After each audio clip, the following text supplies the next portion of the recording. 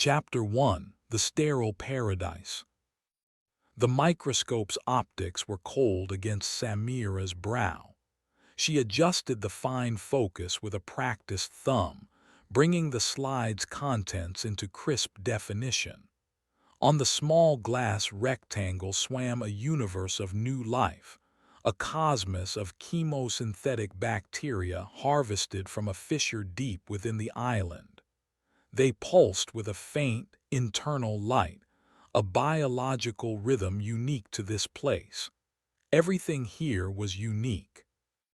This floating raft of volcanic rock, a brand new continent born of fire in the middle of the Pacific, was a biological treasure chest. Her treasure chest. Anything interesting, Sami? Isla Reyes' voice preceded her. The lab door slid open with a pneumatic hiss, and the younger biologist entered, carrying 2 sample containers.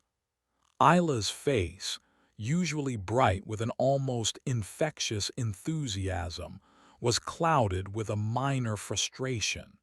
She placed the containers on the stainless steel counter with a delicate clink.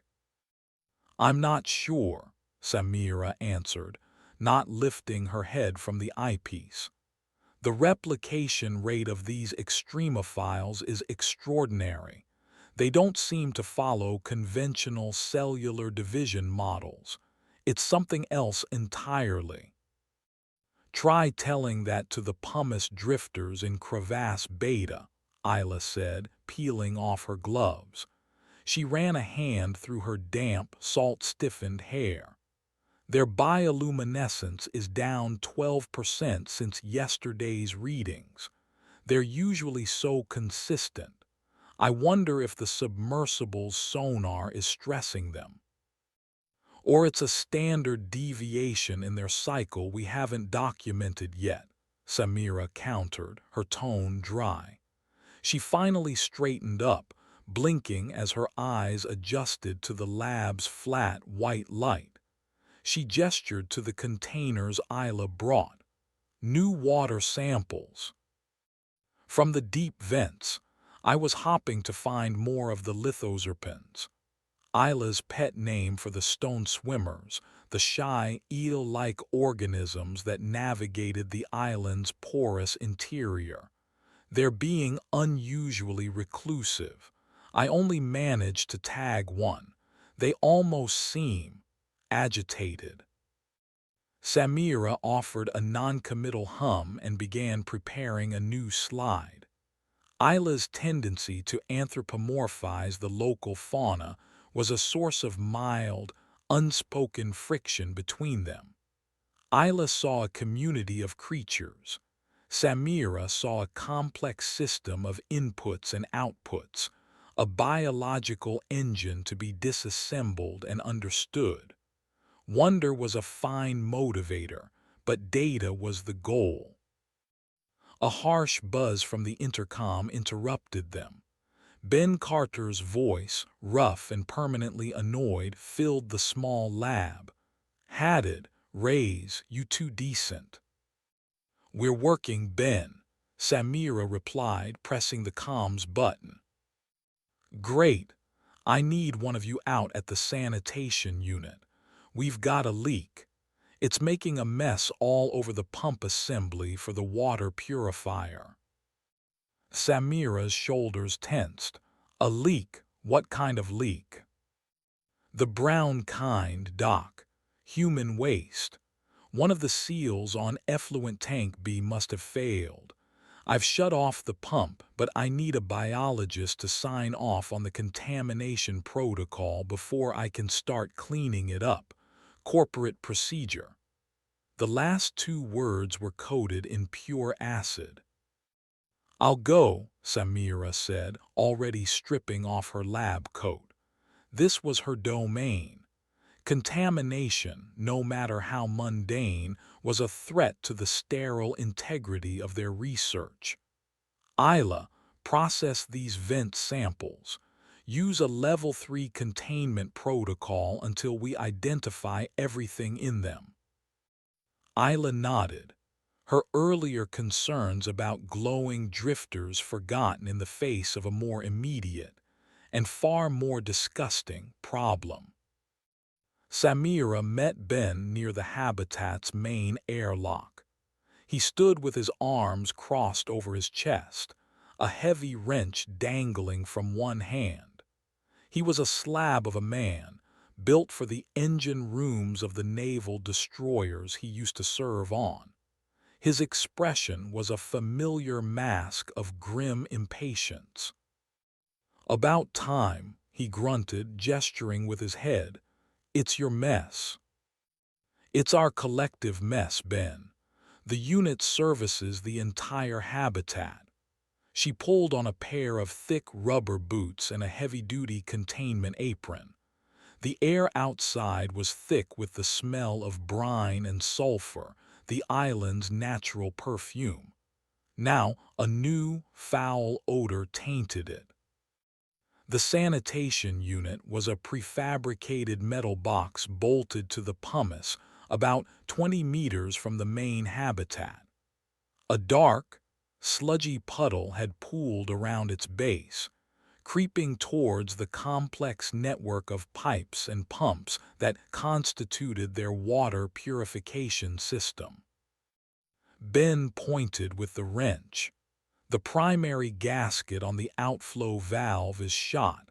I told them during the pre-mission check it looked worn. They didn't listen. Now it's leaking processed sewage onto my purifier." "It's not your purifier, Ben." "I'm the one who has to fix it," he shot back, his voice low. "I'm the one who has to make sure we have water that won't make us sick. So yes, it's mine." Samira ignored the jibe. She took out a sterile sampling kit, carefully drawing a small amount of the viscous brown fluid into a vial. She ran a portable sensor over the spill, the device emitting a series of analytical chirps. "The bacterial load is high as expected," she announced, reading the small screen. "Mostly common gut flora, E. coli, some lactobacilli." She paused, frowning at a specific reading. "And a significant concentration of Enterococcus faecalis." "Is that bad?" Ben asked, his irritation giving way to a flicker of genuine concern. "Not usually. It's a hardy little bug. Lives in the gastrointestinal tracts of most warm-blooded animals, humans included, extremely resilient. In a hospital it's a problem, out here." She looked around at the alien landscape, at the porous gray rock that stretched to the horizon. "It's just another contaminant. We'll have to flush the entire purifier system with a peroxide solution after you fix the seal. The runoff needs to be incinerated. Nothing touches the island." "Fine, just sign the damn waiver so I can get started." He held out a data pad. Samira signed it with a stylus, her mind already moving on. She would need to run a full culture of the sample back in the lab. It was a procedural formality, a box to be checked. A minor, unpleasant incident in an otherwise groundbreaking expedition. She carried the vial back to the lab, the small container cool in her gloved hand. She passed Isla, who was now hunched over her own monitor, her brow furrowed in concentration. "How are the vent samples?" Samira asked. "Weird," Isla said without looking up. "The water chemistry is fluctuating wildly, and the background microbial count is lower than it should be. It's like something is killing off the native bacteria." Samira stopped. She looked from the data on Isla's screen to the brown liquid in the vial she held. A connection tried to form in her mind, a faint whisper of scientific intuition. A hardy, resilient bug introduced into a closed environment, an environment where the native life had no evolved defenses against terrestrial microbes. Run a comparative analysis, Samira instructed, her voice suddenly sharp. Compare the die-off rate in your samples to the replication rate of a standard E. faecalis culture in a nutrient-rich medium. Why? Just do it, Isla. She placed the vial in the automated sequencer, initiating the full genome workup. It would take a few hours. Outside, she could hear the clang of Ben's wrench against metal as he started his repairs. The sounds were normal. The situation was under control.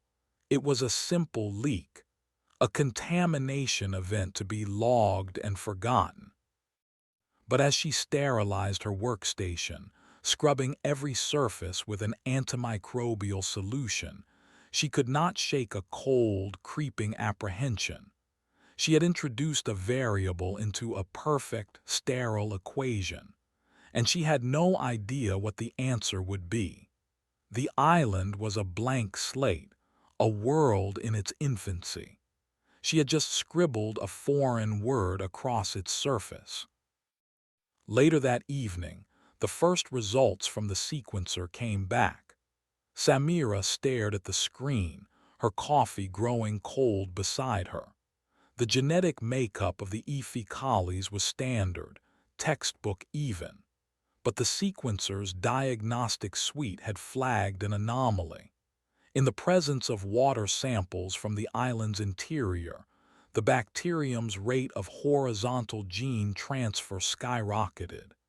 It was trading genetic information, adapting to its new environment at a speed she had never witnessed. It was learning.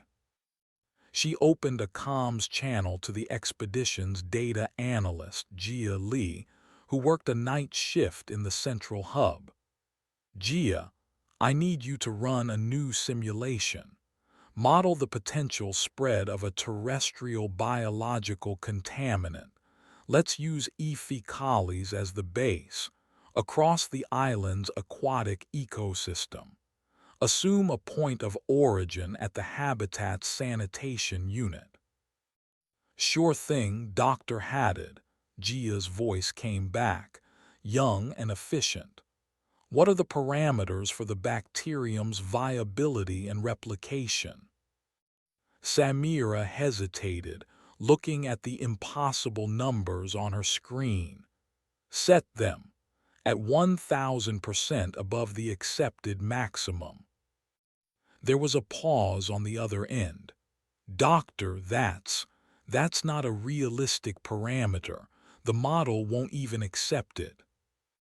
Then override it, Samira ordered, her voice tight. Force the simulation. I want to see what it looks like. Okay, running it now. A few moments later, a data file appeared on Samira's monitor. She opened it. It was a map of the island, a complex 3D rendering of all its known crevasses, vents, and water channels. A single red dot appeared where their habitat stood. Then, like a drop of blood on paper, the red began to spread. It didn't just follow the water channels. It bled through the porous rock itself, a crimson stain consuming the entire simulated island in a matter of hours. A biological firestorm. Samira closed the file. Her hands were trembling. It was just a model, a theoretical projection based on an impossible parameter. It couldn't be real. Outside her window in the alien darkness, a cluster of pumice drifters floated in a small, tide-filled canyon.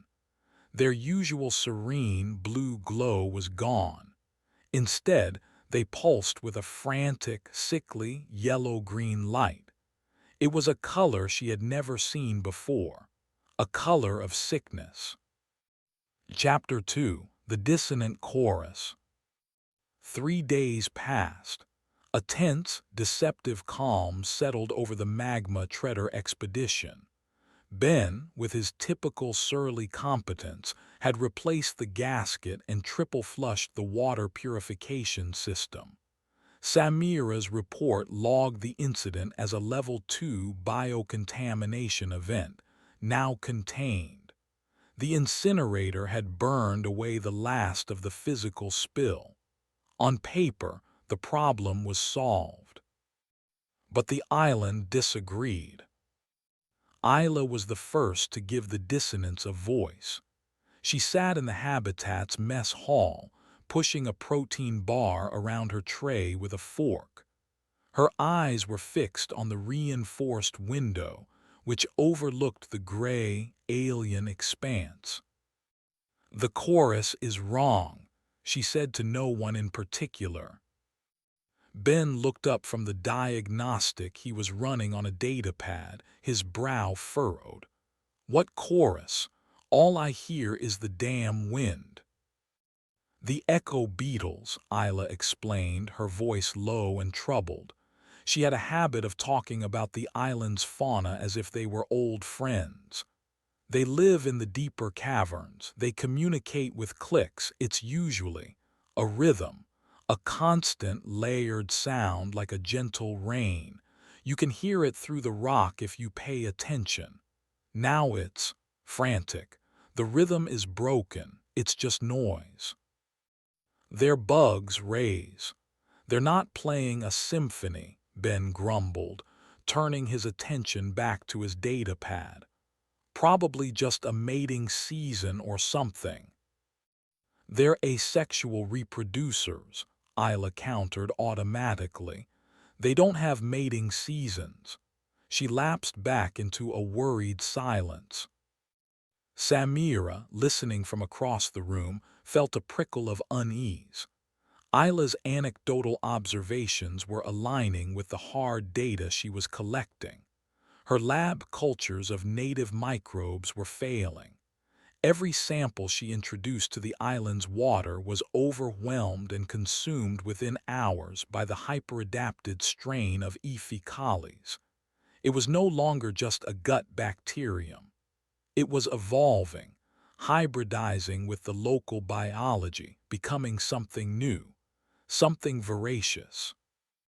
The habitat's internal comms chimed. It was Gia Lee from the central hub. Her voice was strained, fighting to remain professional. "Dr. Haddad, can you come to the hub? I have something you need to see. Dr. Rays, you should come too."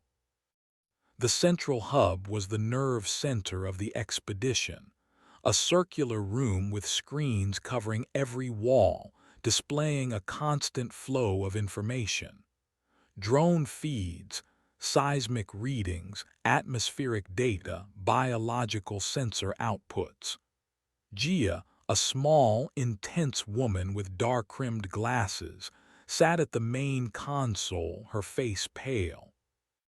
"What is it, Gia?" Samira asked.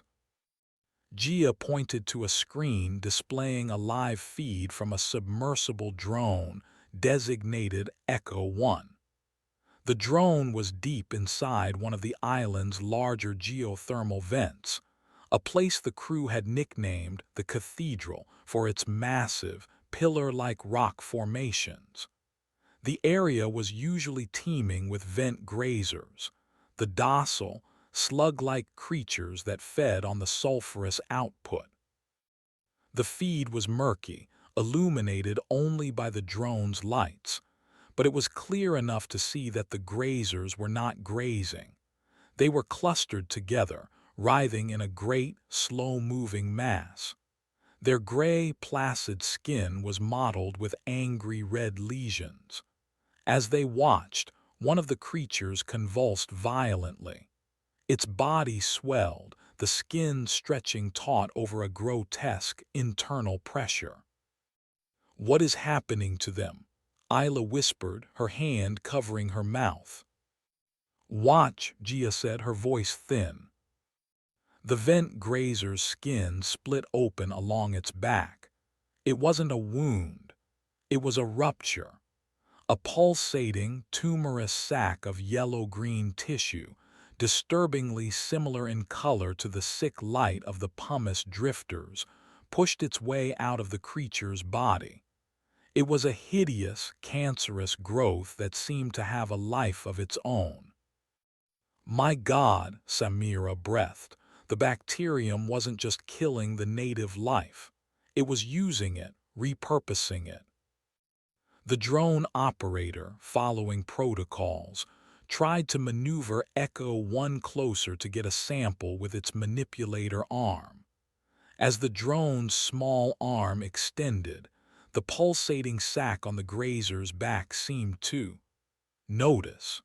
It swelled rapidly and then burst, releasing a thick, milky cloud directly into the drone's path. Instantly, the screen filled with static. "Signal lost," Gia announced, her voice trembling slightly. "All telemetry from Echo 1 is gone." "What was that cloud?" Isla asked, her eyes wide with horror. "A concentrated burst of enzymes, I would guess," Samira theorized, her mind racing. "Highly acidic. It must have dissolved the drone's casing on contact. A defensive mechanism. A weapon. The docile vent grazers had developed a weapon." A new alarm began to blare from Gia's console, a repetitive, urgent beep. "What now?" Ben's voice barked from the doorway. He had evidently followed them to the hub. Gia's fingers flew across her keyboard. "It's the water purifier. The intake filter is reporting 100% blockage. Pressure levels are critical." "Blockage? With what?" Ben demanded, striding over to the console. "The pre-filter should catch any sediment." Gia pulled up the diagnostic and a low-resolution image from a camera inside the intake pipe. The pipe was completely choked with a thick, fibrous biomass. It wasn't rock or sand. It was a pale, fleshy substance, interwoven with strands of something that looked unnervingly like mycelium. "I've never seen anything like that," Ben said, his voice stripped of its usual sarcasm. "It looks like tissue." "It's a biofilm," Samira stated, the pieces clicking together in her mind with sickening clarity. "A massive bacterial colony. My bacterium. It's building structures." Ben turned to her, his eyes narrowing. "Your bacterium, what are you talking about?" The moment Samira had been dreading had arrived. The weight of her secret, of her mistake, pressed down on her. She took a deep breath. The spill, the sanitation leak. The Enterococcus faecalis from that leak didn't just get contained. I think it got into the island's water system. It's interacting with the native biome, it's changing it. Everything, the beetles, the drifters, the grazers, this blockage, it's all connected. It's my fault. The silence in the room was absolute, broken only by the frantic beeping of the alarm. Isla stared at her, a look of dawning horror and betrayal on her face. Ben's expression was unreadable at first, a mask of stone. Then, a slow, cold anger ignited in his eyes. "You mean to tell me," he said, his voice dangerously quiet, "that some bug from our toilet is turning this island into a freak show? And you knew this was a possibility?" "I suspected," Samira admitted, her own voice barely a whisper. "I didn't have confirmation until now." "Confirmation?" He took a step closer, his large frame seeming to suck all the air from the room. "Reyes has been telling us for days that the animals are acting weird. I've been pulling literal slime out of my pumps. We just lost a multi-million-dollar drone. That's not enough confirmation for you. It was a hypothesis, Ben. I needed verifiable proof. Proof? A loud, percussive bang from outside the habitat cut him off. Everyone flinched. Another bang followed, louder this time. It sounded like something heavy striking the habitat's outer wall. Pavel Orlov, the expedition's security chief, appeared at the door, a heavy-duty flashlight in his hand. "Report," he said, his voice calm and clipped. "We don't know," Gia stammered, pointing a shaky finger at a monitor displaying the exterior cameras. The camera feed was grainy, distorted by the setting sun's glare. But the image was clear enough. A dozen of the creatures Isla had called pumice drifters were clustered around the habitat's main viewport. But they weren't the harmless, floating orbs from a week ago. The bacterium had warped them. Chitinous, spider-like legs sharp as needles had erupted from their stony bodies. They skittered across the ground with unnatural speed, their once gentle bioluminescence now a predatory, strobing yellow. They were throwing themselves against the reinforced plexiglass, the banging sound the impact of their hard shells against the window. They were no longer floating filter feeders. They were something else. They were frenzied. They were hunting.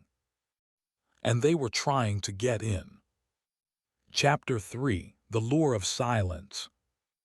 The banging stopped as abruptly as it began. The silence that followed was somehow worse, thick with unspoken dread. On the monitor, the mutated drifters, the thing Samira was now calling the frenzied, scurried away from the viewport and vanished into the gray labyrinth of the island. They moved with a twitching, unified purpose that was deeply unsettling. "They're gone," Gia whispered, her knuckles white where she gripped the console. "They're regrouping," Pavel corrected, his gaze fixed on the screen. "Or they found a better target." He turned, his focus shifting to a different bank of monitors. "Sensor G7 in the eastern crevasse has gone offline." "That's where Echo 1 went down," Isla said, her voice hollow. She had been standing motionless since Samira's confession, her expression a shattered mosaic of grief and fear. "I have to get it back online," Ben stated, his anger momentarily sidelined by a pressing, practical need. "That sensor monitors the geothermal stability of the entire eastern quadrant. If it's offline, we're blind. A vent could blow and we would have no warning." "You can't go out there," Samira said immediately. "We don't know what those things are capable of." "I know that if this island's plumbing decides to blow its top, being inside this tin won't save us," Ben retorted. He looked at Pavel. "Orlov, you're with me." Pavel gave a single, sharp nod. He disappeared into the storage locker and returned with 2 items. One was a large, wheeled tool chest. The other was a pressurized rifle designed to fire geological survey darts. In the current context, it looked a lot like a weapon. He handed it to Ben. "I'm coming too," Isla said suddenly. Ben turned to her. "No, you're not."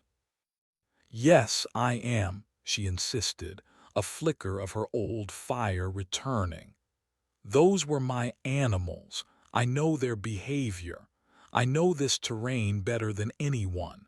If those things are out there, I'm the one who might spot them before they spot you." Ben hesitated, chewing on his lip. He looked at Samira, his eyes full of accusation, then back at Isla. He knew she was right.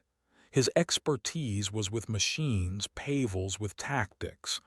Isla understood the island itself. "Fine," he bit out, "but you do exactly what I say when I say it.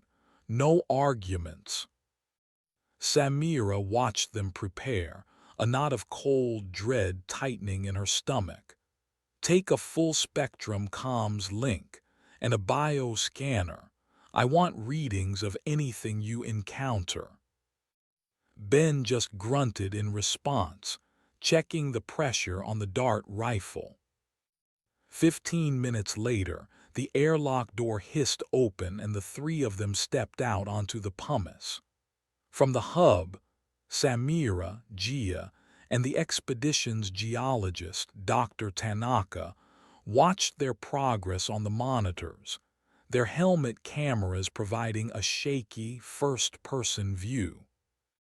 The island felt different.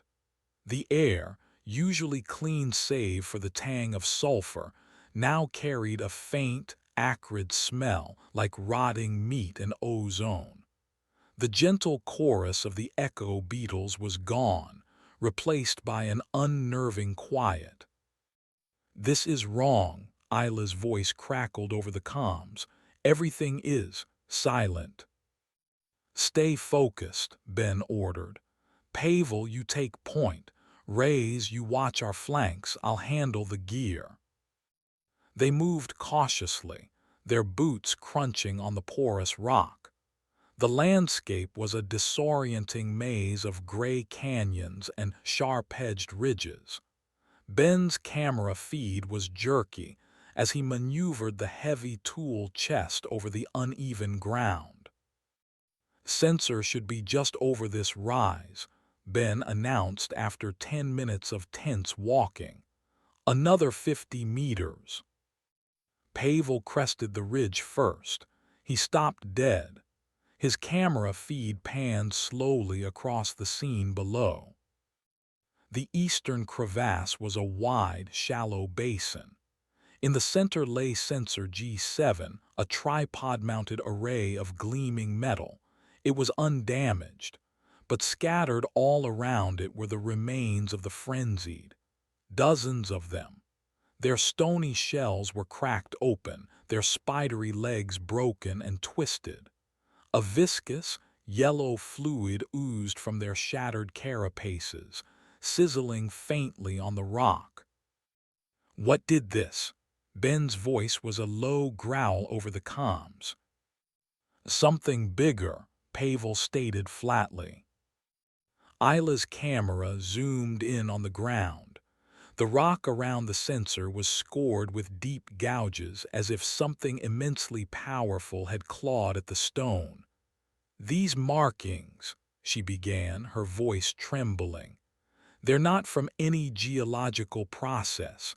They're tool marks. No, not tools, claws."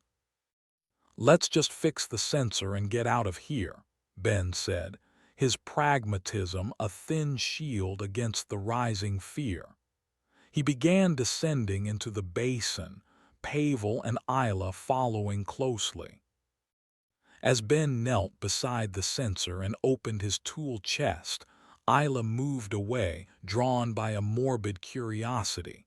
She approached one of the dead frenzied, prodding it with the toe of her boot. "Their internal structure is completely altered," she murmured, more to herself than to the others. "The bacterium has. It's built new organs inside them. This is impossibly fast. It defies all known principles of biology." Samira watched Isla's feed from the hub, her own guilt a physical weight. Isla was looking at the monstrous fruits of her failure. "Isla, get back with the group," Samira ordered over the comms. "In a minute," Isla replied, distracted. She knelt, reaching out a gloved hand toward the creature. "I need a sample." "Raise, move." Pavel's voice was a sudden, sharp command. Isla's camera snapped up. The ground 10 meters in front of her was churning. The porous pumice seemed to liquefy, to writhe as if it were alive. A long, gray, eel-like body erupted from the rock, moving through the solid stone as if it were water. A stone swimmer. But it was wrong. It was 10 times its normal size, its head plated with thick, bony armor. Its mouth, once a simple opening for filtering microbes, was now a gaping maw lined with needle-sharp shards of obsidian. It was a grave maker. The creature lunged, not at Isla but at Pavel. The security chief reacted instantly, raising his sidearm and firing 3 shots. The bullets sparked uselessly against its armored head. The Gravemaker slammed into him, its immense weight throwing him to the ground. Before anyone could react, it coiled around him and with a horrifying, grinding sound, dragged him down into the rock. The pumice flowed back over the spot where he had been, leaving no trace. Pavel Orlov was simply gone. Isla screamed, a raw, piercing sound of pure terror. Ben, seeing the attack, had grabbed the dart rifle. He aimed it at the spot where Pavel vanished and fired. The dart buried itself in the pumice. For a second, nothing happened. Then the ground erupted again as the Gravemaker burst forth, enraged, the dart sticking out of its flank. It ignored Ben. Its milky, sightless eyes were fixed on Isla. "Run!" Ben yelled, fumbling to reload the single-shot rifle. Isla was frozen, paralyzed by horror. The creature shot towards her, its body moving in a sickening, fluid ripple through the solid ground. Samira could do nothing but watch from the sterile safety of the hub, her own scream caught in her throat. At the last possible second, Isla broke from her paralysis. She scrambled backward, falling over a rock outcropping. The Gravemaker lunged, its obsidian-lined jaws snapping shut just inches from her face. It missed, its head plowing into the rock beside her. It began to pull back, to submerge itself for another strike. Ben finished reloading. He didn't aim for the head. He aimed for the thrashing, unarmored body. He fired. The dart struck the creature midsection. It convulsed, a high-pitched shriek echoing from its maw, a sound no creature without lungs should be able to make. It thrashed wildly for a moment, gouging deep furrows in the ground, and then it retreated, burrowing deep into the island and out of sight. Silence returned to the crevasse. Isla was sobbing, curled into a ball on the ground. Ben stood over her, the rifle smoking, his chest heaving. Pavel was gone. "Ben, Isla, get back to the habitat." Now Samira's voice was shaking but firm. "That's an order." Ben didn't answer for a long moment. He just stood there, staring at the empty space where his security chief had been.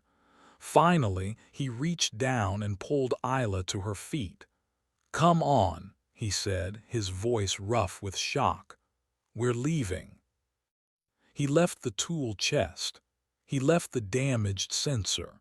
He grabbed the rifle and half-dragged, half-carried Isla back towards the habitat, constantly scanning the ground around them. Every shadow looked like a hole. Every rock looked like it was about to move. Back in the hub, Samira finally took her hands away from her face. They were wet. She looked at Gia and Dr. Tanaka. Their faces were ashen. One of their own was dead, consumed by the very island they were sent to study. She opened a secure channel on her datapad, one that bypassed the expedition's main servers and connected directly to her private logs. Her fingers flew across the keyboard. Log entry, day 27. The hypothesis is confirmed. The E. faecalis strain has mutated and weaponized the native fauna. Casualties, Pavel Orlov. Cause of death, assimilated by a modified lithoserpens. The situation is no longer a contamination event.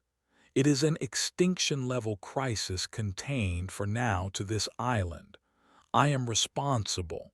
I am solely and completely responsible.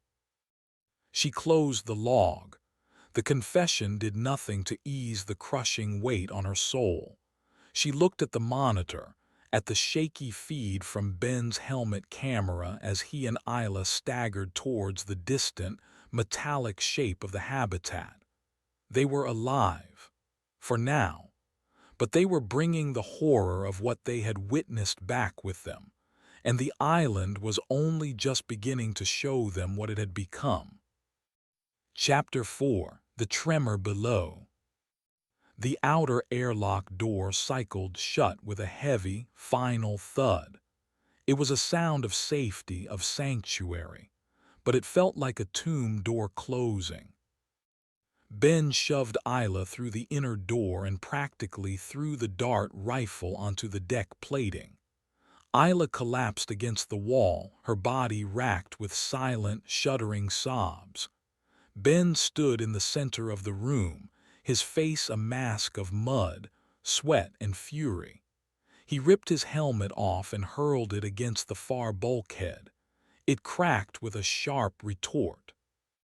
"One dead," he snarled, his voice low and shaking with rage. He jabbed a finger toward Samira. "Because of you, because you couldn't keep your lab clean." "Ben, that's not fair," Gia started, but Ben's glare silenced her. "Not fair," he roared, taking a step toward Samira. "Pavel is gone. He was pulled into the goddamn ground. You want to talk about fair?" Samira stood her ground, though every instinct screamed at her to retreat. She deserved this, all of it. "You're right," she said, her voice quiet but clear. "It's my fault. But yelling at me won't bring him back, and it won't make us any safer." "Safer?" Ben let out a harsh, barking laugh. "Look around, Doc. There is no safer. Those things are out there. One of them can swim through solid rock. We are on a floating coffin, and you lit the match." He turned away from her, packing the length of the small room like a caged animal. "Lock it down. Full lockdown. No one goes in or out. Power diverted to exterior defenses." "We don't have exterior defenses," Gia reminded him timidly. "Then we make some," Ben snapped. "Reinforce the viewports. Barricade the airlocks. I want anything that isn't bolted down stacked against the doors." While Ben channeled his grief and rage into furious action, directing the terrified crew members to turn their home into a fortress, Samira went to Isla. She knelt beside the trembling biologist, placing a hand on her shoulder. Isla flinched violently. "Don't touch me," she choked out, her voice ragged. "It was beautiful. This place was perfect. And you poisoned it. You turned a paradise into a slaughterhouse." She looked up, her eyes red and swollen, filled with a hatred that stung Samira more than Ben's anger. "I hope they get in. I hope they take you just like they took Pavel." Isla scrambled to her feet and fled to her small bunk room, the door sliding shut behind her. The raw venom in her words left Samira feeling colder than the deep-sea water that surrounded them. The hours that followed were a blur of tense, frantic activity. Under Ben's direction, they welded storage crates together to create inner barricades and rerouted power to exterior floodlights. Gia stayed glued to her console, her face illuminated by the glow of the monitors, tracking a dozen new sensor anomalies. The island was waking up. The mutated creatures weren't hiding. They were moving, swarming, coordinating. Samira retreated to the only place she felt she could be useful, the lab. On the floor of the crevasse, a fragment of the Gravemaker's armored head had been broken off during its attack. Ben's helmet camera had recorded its location. Using a remote-controlled retrieval drone, a small, spider-like robot usually used for collecting rock samples, she managed to recover the piece. She placed the jagged fragment of bone and rock under a high-powered electron microscope. What she saw made her blood run cold. The bacterium hadn't just infected the creature. It had become it. The creature's cellular structure was almost gone, replaced by a dense, complex matrix of bacterial colonies. The E. faecalis was functioning as a single, multicellular organism, using the host's body as a scaffold. It had created the bony armor, grown the obsidian teeth, and formed new, muscular structures for movement and attack. It had even integrated silicon from the pumice directly into the creature's biology. This wasn't an infection. It was a complete biological consumption and reconstruction. A low, grinding tremor suddenly shook the entire habitat, rattling the equipment in her lab. Vials clattered in their racks. Samira grabbed the edge of her console to steady herself. On the other side of the lab, a heavy centrifuge slid a few inches across the floor. Seismic event, Dr. Tanaka, the geologist, called out from the hub. Magnitude. Wait, that's not right. The signature is all wrong for an earthquake. The tremor stopped. A tense silence descended. What was it? Ben's voice crackled over the internal comms. I don't know, Tanaka replied, his voice strained with confusion. The epicenter was directly beneath us, but the wave pattern, it wasn't tectonic, it was rhythmic. Another tremor hit, stronger this time. The lights flickered. A hairline crack appeared in the concrete floor of the lab. Ben, Gia's voice was sharp with panic. Something is coming up on the floor-mounted vibration sensors. Directly under the habitat, it's big. Ben was already moving. Everyone to the central hub now. Samira abandoned her research, scrambling out of the lab and into the main corridor. She could feel the vibrations through the soles of her boots now, a deep, resonant thrumming that seemed to vibrate in her bones. She joined the others in the hub just as Ben was sealing the heavy blast door that separated the common areas from the lab and bunk wings. What is it? Samira asked, her heart pounding against her ribs. Whatever took Pavel, Ben said grimly, his eyes fixed on a monitor showing a schematic of the habitat. A large, red icon was blinking directly beneath the section labeled Main Engineering. It's under us. The rhythmic thrumming intensified into a violent shudder. A deep, groaning sound came from below them, the sound of stressed metal and cracking rock. On the schematic, the red icon moved. It was rising. A section of the heavy metal plating in the floor of the engineering bay, visible on a security camera feed, began to buckle upwards. With a deafening shriek of tearing metal, a massive, armored head punched through the floor. It was a Gravemaker, but it was far larger than the one that took Pavel. Its head alone was the size of a car. It twisted, its obsidian teeth scraping against the torn decking, widening the hole. It's trying to get in, Gia breathed, her face a mask of terror. "It's in engineering," Ben said, his mind already working the problem. "It's going for the generator." He looked at the main power display.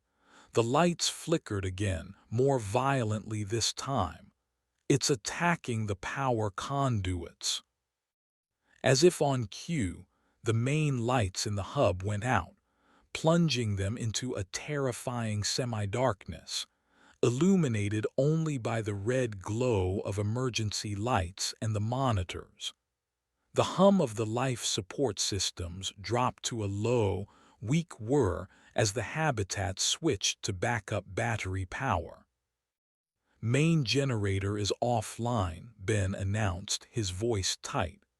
"Life support is on emergency reserve. We have maybe 6 hours of power. Comms are down.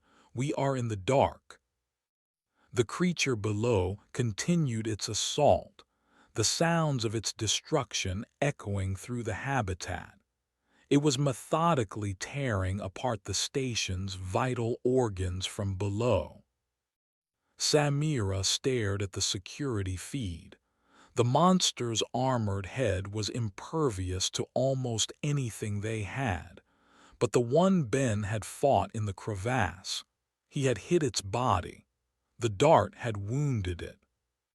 "The coolant lines," Samira said suddenly.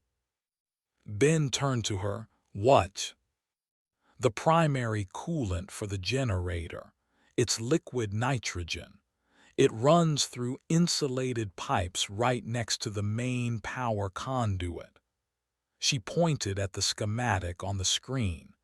"If we can remotely reroute the flow and rupture the pipe where that thing is, we can hit its body with the cryo-fluid." Ben's eyes followed her finger. He saw the logic instantly. "The control for that is on a terminal in engineering." "We can't get in there," Gia said, her voice shaking. "No," Ben agreed, "but I might be able to bypass it from the maintenance junction in the service corridor." He was already moving, grabbing a heavy pry bar and a flashlight. He looked back at Samira. "Can you access the station's schematics? Find me the precise location of the bypass valve for cryocoolant pipe C7. "I can do it," Samira said, already at a terminal, her fingers flying across the keys. The shared purpose, the desperate plan, cut through her guilt and his anger.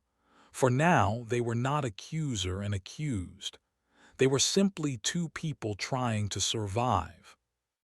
"Okay, I've got it," she said after a moment, bringing the schematic up on a datapad. "I'll guide you." Ben nodded. He looked at Tanaka and Gia. "Keep that door sealed no matter what you hear." He looked at the blast door, then back at Samira.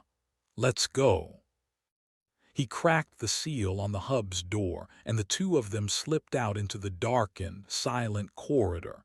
The sounds of the monster's rampage below them, a constant, terrifying drumbeat.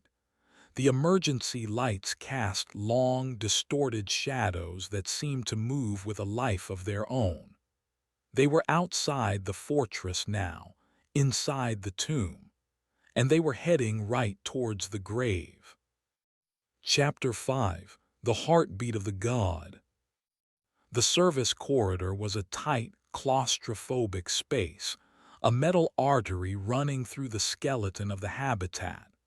The main lights were out, and the emergency strobes cast the narrow passage in a disorienting, pulsing red glow. Every groaning screech of metal from below was amplified in the confined space.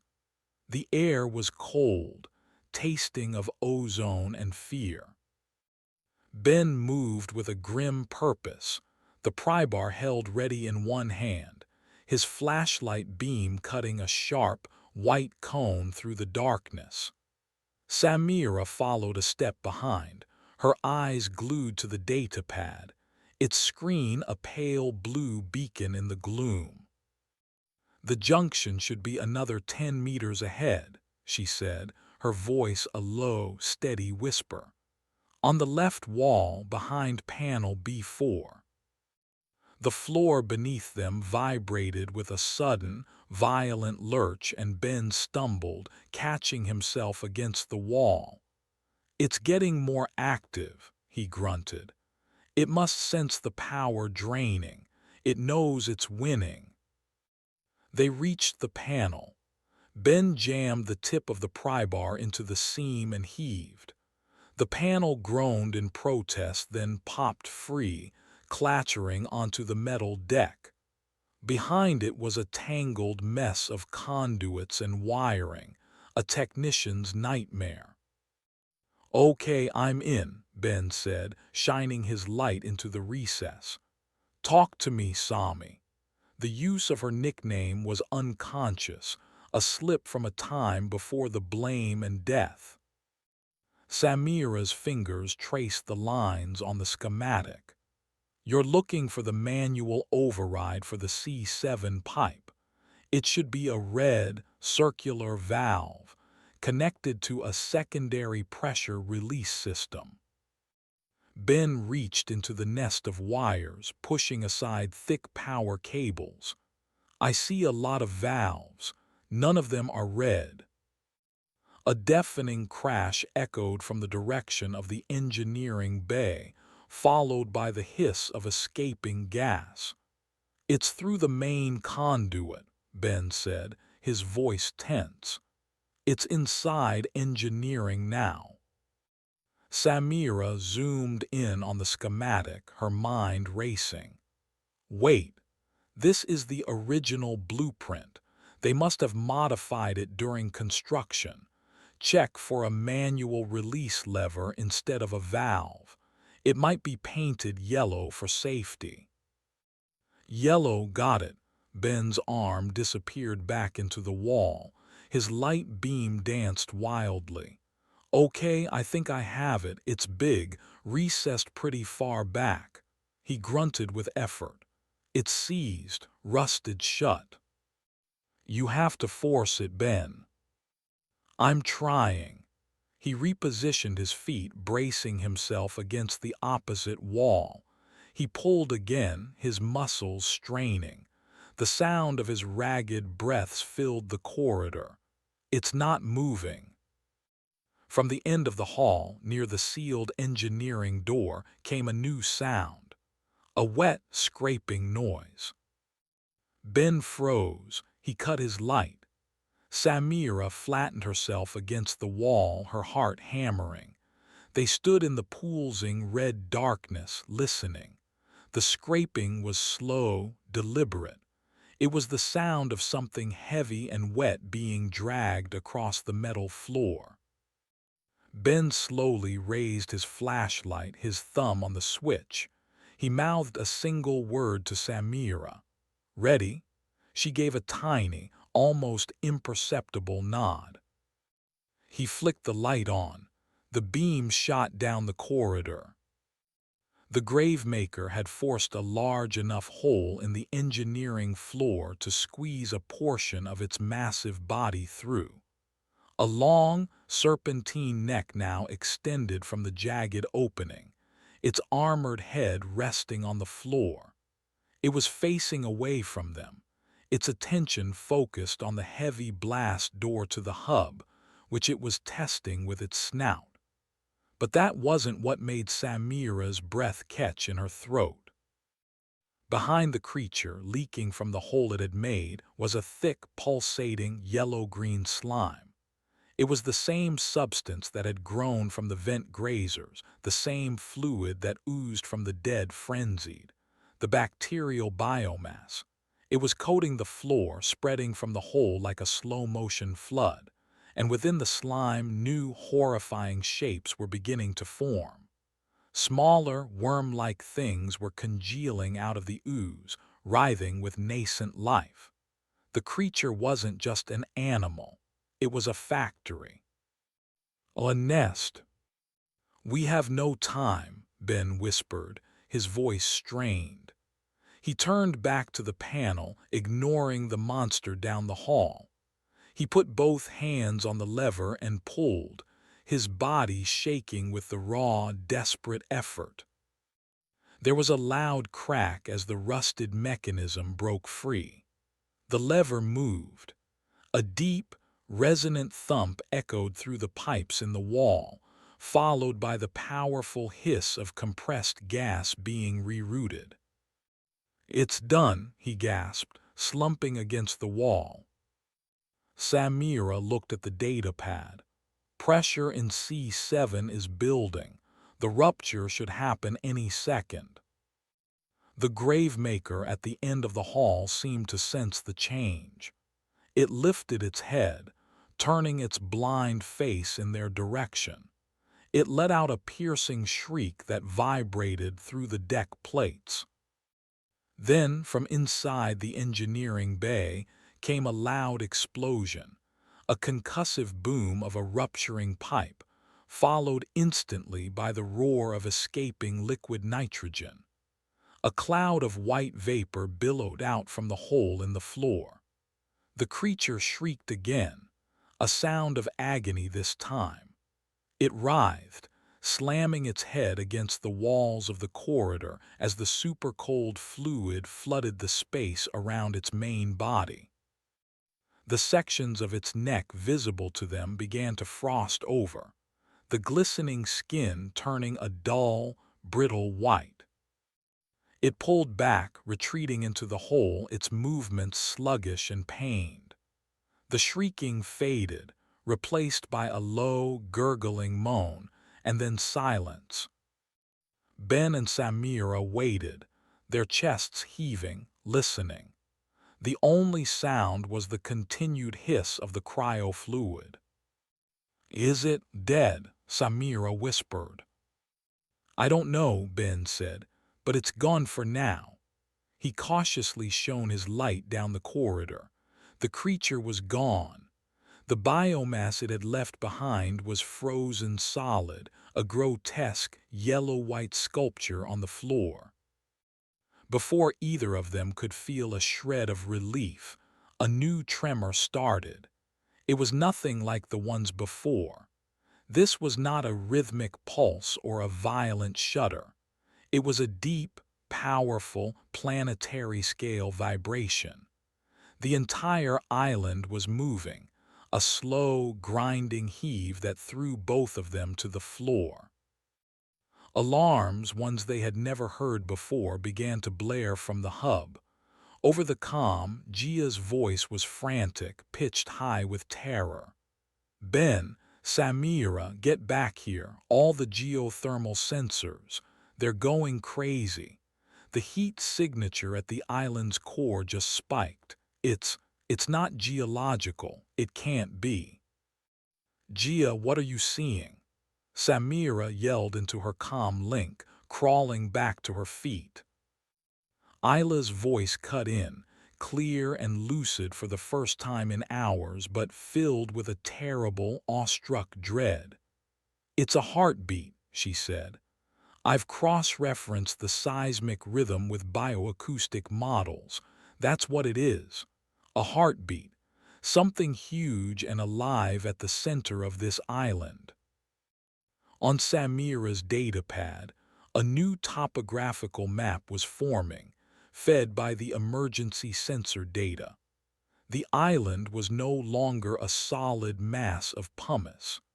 The sensors were mapping a colossal cavity at its core, and in the center of that cavity was a biological mass so large it defied comprehension. A living creature the size of a mountain. The tremor intensified. A low, grinding roar echoed up from the depths of the island, a sound so powerful it was felt as much as heard. It was the sound of a god stirring in its sleep. Ben grabbed Samira's arm, his face pale in the strobing red light. "Let's go," he said, his voice grim. "The big one is waking up." They scrambled back down the corridor, the floor lurching beneath them. They weren't just fighting monsters anymore. They were standing on top of one.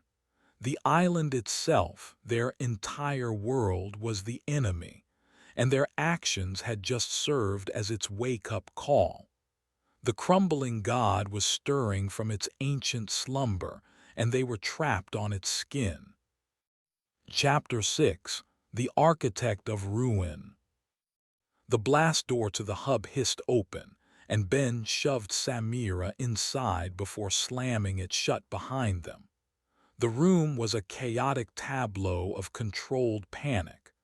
Dr. Tanaka was frantically trying to make sense of the seismic data that flooded his screen, the numbers no longer conforming to any known geological model. Gia was attempting to reboot the communications array, her efforts futile without the main generator. And Isla stood transfixed before the largest monitor, which displayed a chilling, color-coded thermal image of the island. The image showed the raft of pumice as a cool blue and green shell, but at its core, where a solid rock mantle should have been, was a vast, pulsating sphere of incandescent red and orange. It was a biological heat signature on a planetary scale. The rhythmic thrumming they had felt earlier was visualized here as concentric waves of heat pulsing outward from the core. A heartbeat. Isla had been right. "Report," Ben barked, his voice cutting through the alarms. "It's not just a creature," Tanaka said, his voice trembling as he pointed a shaky finger at his screen. "The island is the creature, or rather the pumice is a kind of shell, a chrysalis. The geothermal energy we've been measuring isn't volcanic, it's biothermal, the metabolic output of that thing. And we're living on its back," Gia finished, her face ashen. The entire habitat gave another violent lurch, this one accompanied by a sound like the world tearing in half. On the thermal monitor, a network of bright red lines spiderwebbed across the island's surface. "It's creating new geothermal vents," Isla whispered, her voice filled with a strange, terrified reverence. "It's breathing, reshaping its own surface." "It's tearing our foundation apart," Ben countered grimly. He looked at the backup power indicator. 4 hours and 27 minutes of battery life remaining. Then life support fails. He turned his gaze on Samira, his expression hard and questioning. "You're the microbiologist, the expert on this nightmare you created. What is it doing?" Samira's mind, a place of cold, hard data, was struggling to process the scale of what she was seeing. Her small, simple bacterium hadn't just infected a few animals. It had acted as a catalyst, an alarm clock for a dormant leviathan. The E. faecalis must have reached the core, reached the colossal creature itself. It was the biological equivalent of injecting adrenaline straight into a sleeping giant's heart. "It's a response," she reasoned, thinking aloud. "A planetary-scale immune response. The smaller creatures, the frenzied, the grave makers. They aren't just random mutations. They're antibodies, white blood cells. They were created to hunt down and eliminate the foreign agent, us. So the island is literally trying to kill us," Gia said. "And now that the simple antibodies have failed," Samira continued, her eyes wide with the terrifying realization, "the primary organism is waking up to deal with the infection itself. By creating those new vents, it's going to sterilize its own surface. A fever. It's going to burn us off." A heavy silence fell over the hub. They were no longer just survivors fighting monsters. They were a virus, and the planet-sized body they had infected was mounting its final, overwhelming defense. "Then we have to get off," Ben said, his voice flat, resolute. "The submersible, the Triton, it's our only way out." The Triton was their deep-sea exploration vehicle, a sturdy, three-person submersible docked in a pressurized underwater pen beneath the habitat. It was their lifeline to the research vessel that would return for them in 2 months. "The docking bay is on the lowest level," Tanaka pointed out.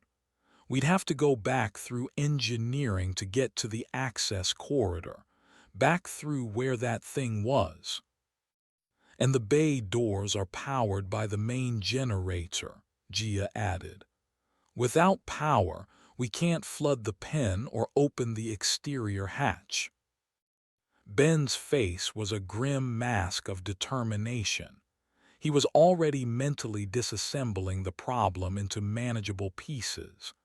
"The bay doors have a manual crank system for emergencies. It will be slow, but it can be done.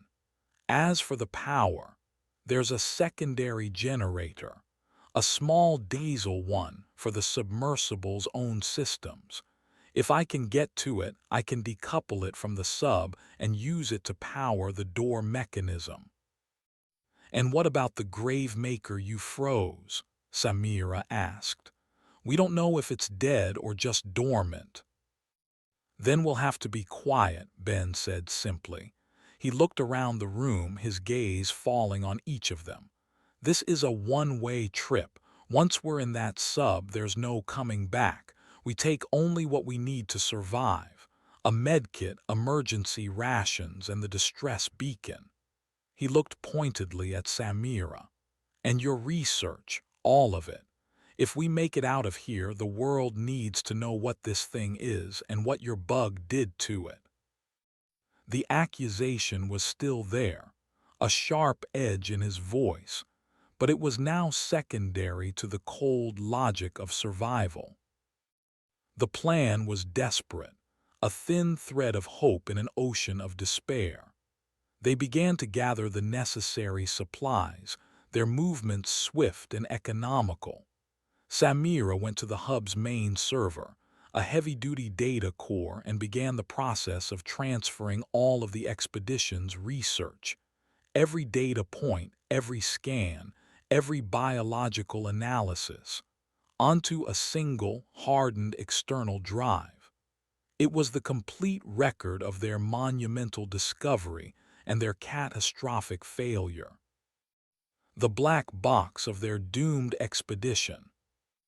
As she worked, Isla came and stood beside her.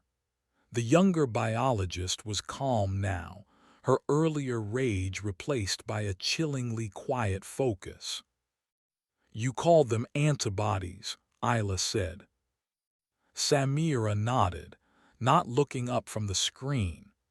"It's the most logical explanation for their rapid, coordinated evolution.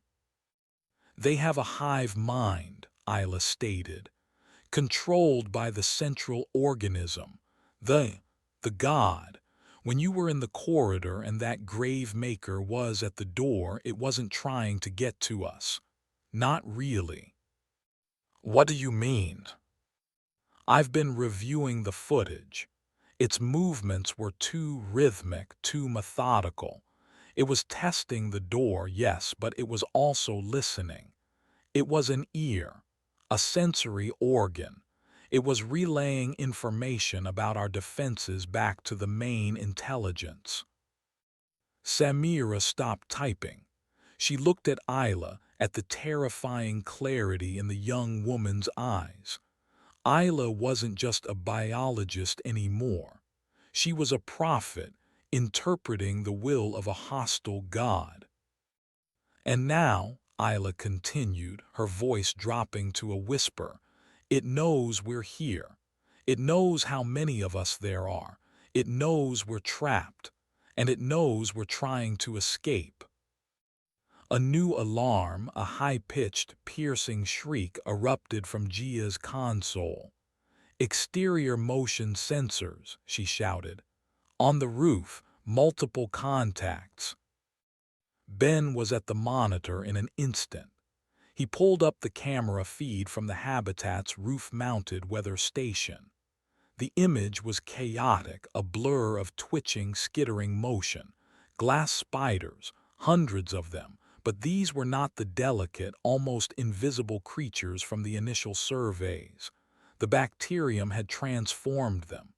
They were the size of dogs, their legs long and sharp as surgical steel. Their bodies, once translucent, were now a sickly, opaque yellow. They were the shard spinners. And they were spinning. Working in unison, they were casting thick, shimmering webs of volcanic glass fiber all over the habitat. They weren't trying to get in. They were cocooning the entire structure, covering every viewport, every sensor, every antenna. "They're blinding us," Ben said, his voice a low growl. "It's a calculated, tactical move." "It's trapping us," Samira corrected, her hand tightening around the precious hard drive. "It doesn't want its infection to spread." The last camera feed from the roof went dark, smothered by a thick blanket of razor-sharp web. They were completely blind. The low, guttural roar of the waking god echoed up through the floor, a sound that promised a slow, methodical annihilation. The mission was no longer about discovery or science. It was about escaping a tomb before the architect of that tomb decided to bury them forever. Chapter 7: The Descent. The service corridor was colder now. The liquid nitrogen that had flooded engineering had flash-frozen the entire section, and a bitter chemical chill seeped through the walls. Their breath plumed in the beams of their flashlights. They moved in a tight, single-file line, Ben in front, then Gia, Tanaka, Isla, with Samira taking the rear. Each of them carried a small pack with their meager survival supplies. The frozen biomass on the floor crunched under Ben's boots like glass. He kept his light trained on the jagged hole where the grave-maker had retreated, but the opening was now sealed with a thick plug of ice. "Stay quiet," Ben whispered, his voice sharp in the silence. "We don't know if that thing is still down there waiting." They reached the heavy door to the engineering bay. It was slightly ajar, bent on its hinges from the creature's earlier assault. A thick, white fog of evaporating nitrogen rolled out from the gap, hugging the floor. Ben put his shoulder to the door and pushed. It scraped open with a tortured groan, revealing a scene from an industrial Dante's Inferno. The entire bay was coated in a thick layer of white frost. Pipes were shattered, catwalks were torn from their moorings, and the massive diesel generator lay on its side, a dead metal beast. The grave-maker had done catastrophic damage before the cryofluid hit it. And in the center of the room, coiled around the ruined generator, was the creature itself. It was frozen solid, a grotesque statue of alien rage. Its armored head was thrown back, its obsidian-lined maw open in a silent, final scream. Its long, serpentine body was a twisted landscape of frost-covered muscle and bone. Tanaka let out a small, choked gasp. Ben silenced him with a sharp gesture. They crept into the room, their footsteps muffled by the frost, weaving their way through the wreckage.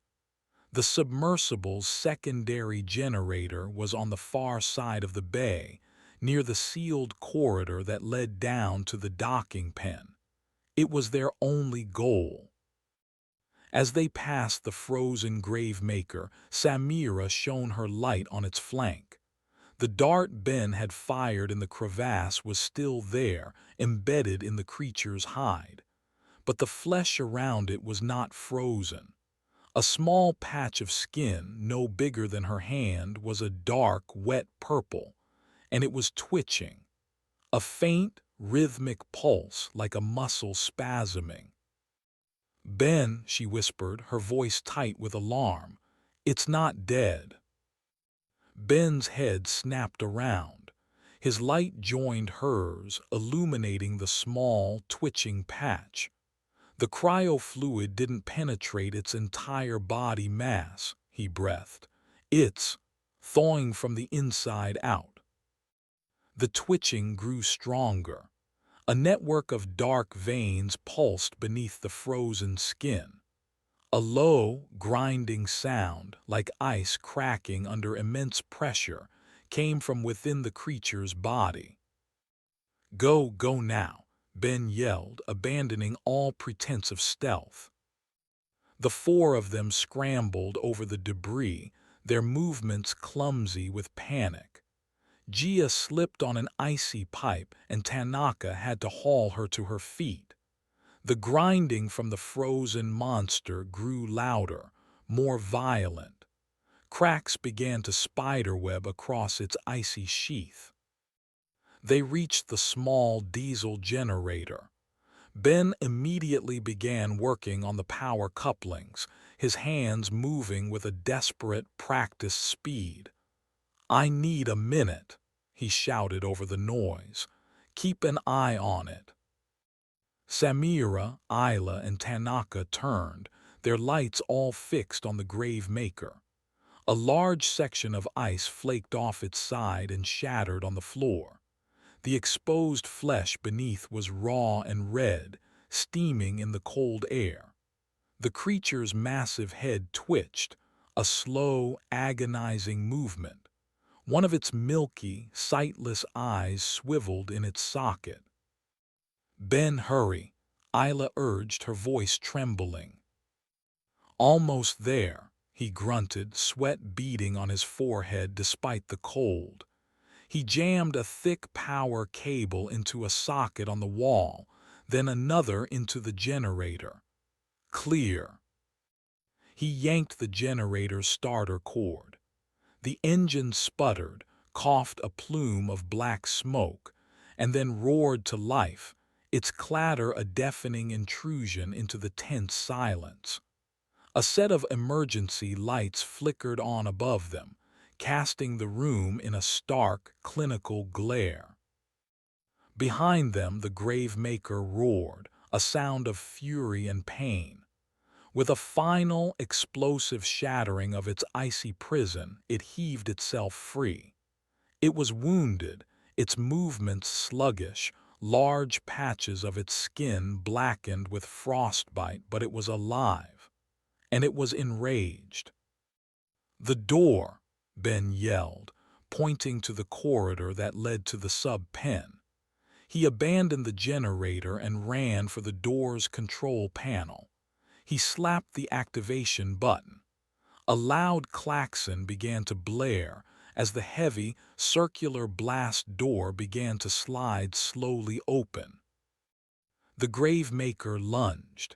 It didn't go for them. It went for the generator, slamming its armored head into the small machine. The generator flew across the room, trailing sparks, and smashed against the far wall, its engine dying with a final, pathetic cough. The emergency lights went out. The door, only a third of the way open, ground to a halt. They were plunged back into the flashlight-haunted darkness. The path to their escape, now a gap only wide enough for one person to squeeze through at a time. The creature turned its attention back to them, its massive form blocking the only way back to the habitat. It lowered its head, its obsidian teeth glinting in their beams, and prepared to charge. "Through the door, move," Ben commanded. He shoved Gia toward the opening. Go, I'll hold it off. He picked up a long, shattered piece of metal pipe, holding it like a spear. It was a pathetic defense against a monster that could swim through solid rock, but it was something. Gia squeezed through the gap. Tanaka followed, scrambling through with panicked haste. The Gravemaker lunged, its charge surprisingly fast for its wounded state. Isla, go, Samira screamed, pushing her towards the opening. Isla hesitated, looking back at Ben. Ben didn't retreat. He stood his ground. As the monster bore down on him, he braced the metal pipe against the floor and aimed the sharp, jagged end at the creature's eye. The Gravemaker's head slammed into him. The pipe found its mark, sinking deep into the soft tissue of the creature's eye socket. It shrieked, a sound of pure agony, and thrashed wildly. Its massive head whipped sideways, catching Ben in the chest and sending him flying. He hit the wall with a sickening crunch and crumpled to the floor, motionless. Ben, Samira screamed. The wounded, blinded monster was in a frenzy, smashing its head against the walls and floor, destroying everything around it. Isla, snapping out of her shock, scrambled through the opening. Samira was the last one left. She stared at Ben's unmoving form, then at the raging monster. She couldn't leave him. She ran, not for the door, for Ben. She grabbed him under the arms, adrenaline giving her a strength she didn't know she possessed, and began to drag him towards the opening. He was a dead weight, his body limp. The Gravemaker, sensing her movement, turned its remaining good eye towards her. It let out another roar and began to crawl in her direction, its body scraping against the floor. Samira pulled Ben the last few feet. Isla and Tanaka reached through the gap, grabbing his arms and helping to haul him through. Samira scrambled after him just as the Gravemaker's head slammed into the door where she had been a second before. The entire wall shuddered with the impact. They were through. On the other side, Gia was frantically trying to work the door's manual crank. She managed to turn it a few inches before the Gravemaker slammed into the door again, jamming the mechanism completely. They were trapped in the corridor, but the monster was trapped on the other side. Samira fell to her knees beside Ben. His breathing was shallow, ragged. A dark stain was spreading across the front of his jumpsuit. She checked his pulse. It was weak, thready. They had escaped the monster, but their engineer, the only one who could get them off this rock, was dying, and their only way out was a path that led deeper down, into the cold, dark heart of the island. Chapter 8: The Pressure of the Deep. The corridor to the submersible bay was a steep, narrow ramp that spiraled downward. It was utilitarian and stark, the bare pumice of the island's interior lined with metal grating underfoot and a single safety rail. Emergency lights, powered by a separate low-level battery circuit, cast a sickly green glow over the descending passage.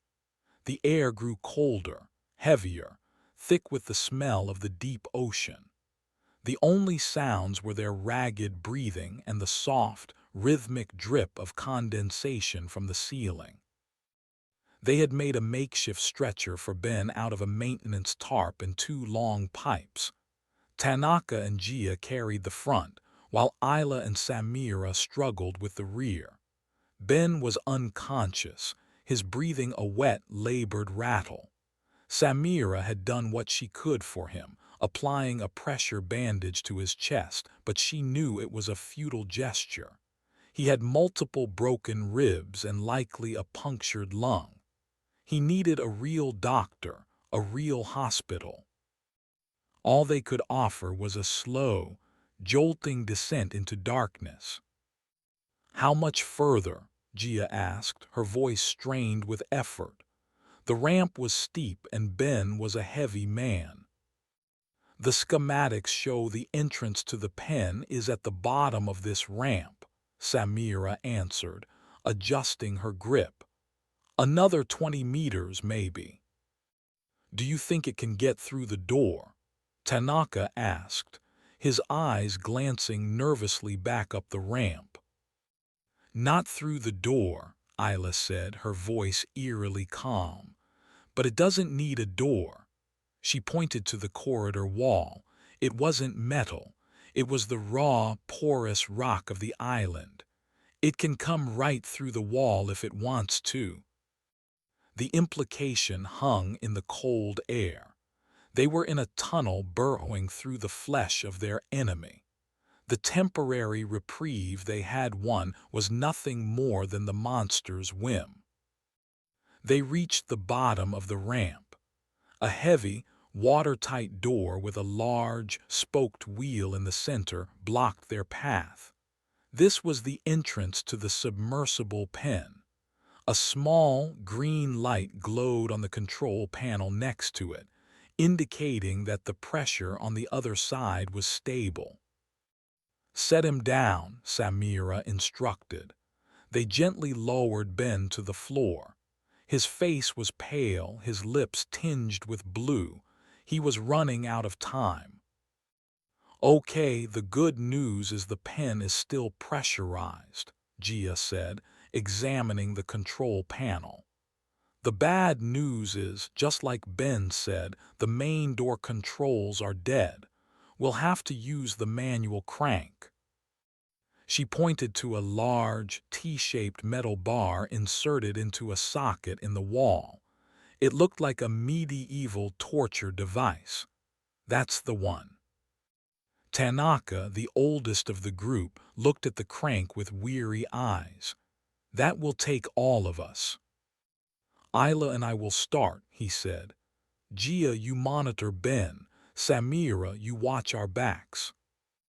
Samira nodded, her hand resting on the heavy wrench she had taken from Ben's tool belt. It was a poor substitute for a weapon, but it was better than nothing. She stood at the top of the ramp, her flashlight beam cutting through the green gloom, listening. The island was quiet again, a deep, resonant silence that felt like a held breath. Tanaka and Isla put their hands on the crank and began to turn. The mechanism was stiff, groaning in protest. It took their combined weight to move it even a few inches. The sound of the grinding gears was deafening in the confined space. "Faster," Samira urged, her nerves stretched taut. Every sound felt like a beacon, broadcasting their location to the horrors that roamed the island. They worked in shifts, their muscles burning, their hands raw. After 20 minutes of exhausting labor, a thin gap had appeared at the bottom of the massive exterior door of the pen. Seawater began to trickle in. "It's working," Gia said, a flicker of hope in her voice. "The pen is beginning to flood." As she spoke, Ben began to stir. He coughed, a deep, wet, agonizing sound, and his eyes fluttered open. He looked around, his gaze unfocused and confused. "Sami," he rasped, his voice barely audible. Samira was at his side in an instant. "Ben, we're at the sub-pen. We're getting out." He tried to sit up, but a fresh wave of pain washed over him and he fell back, gasping. "The generator," he managed to get out. "The sub's generator. You need to decouple it. Use it to power the hatch." "You told us that already, Ben," Gia said gently. Tanaka knows the procedure. Ben's eyes fixed on Samira.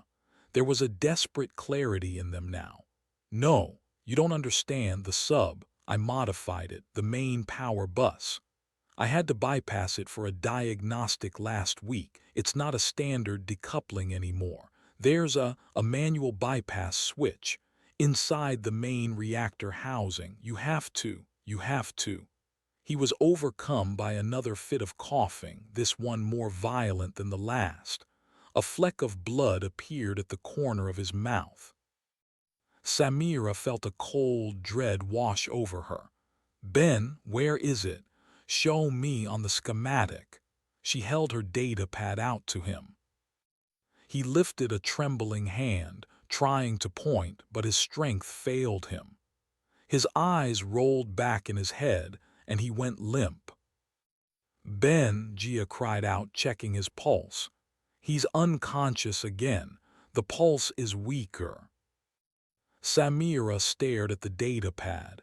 Ben's modifications wouldn't be in the official blueprints.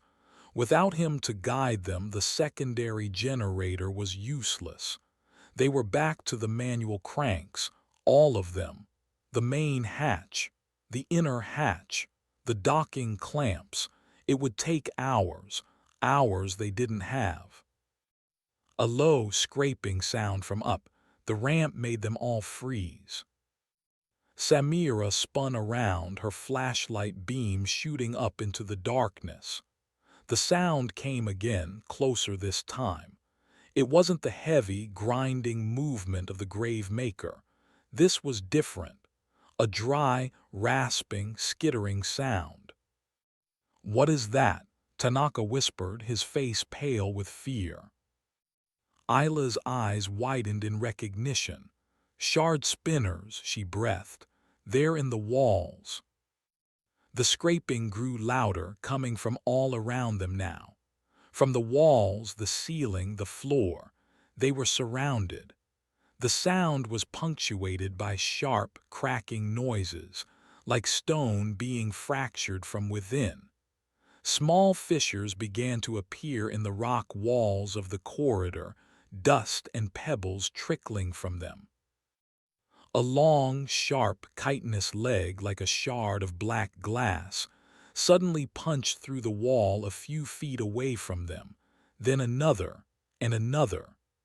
The creatures were burrowing through the pumice, carving a path directly to them.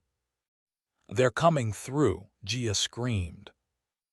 They abandoned the crank, huddling together in the center of the corridor, their flashlight beams dancing wildly across the walls. More legs burst through the rock, followed by grotesque, yellow, spider-like heads. Their multiple, compound eyes glittered in the light. They weren't trying to get into the corridor. They were just watching. And then they began to spin. From openings in their mouths, they started extruding thick, glass-like fibers, weaving them back and forth across the corridor. They were sealing them in, building a web in the tight confines of the tunnel. "They're trapping us down here," Tanaka said, his voice shaking. "They're building a cage." Samira looked at the slowly forming web of razor-sharp glass, then at Ben's still form, and then at the half-flooded sub-pen beyond the door.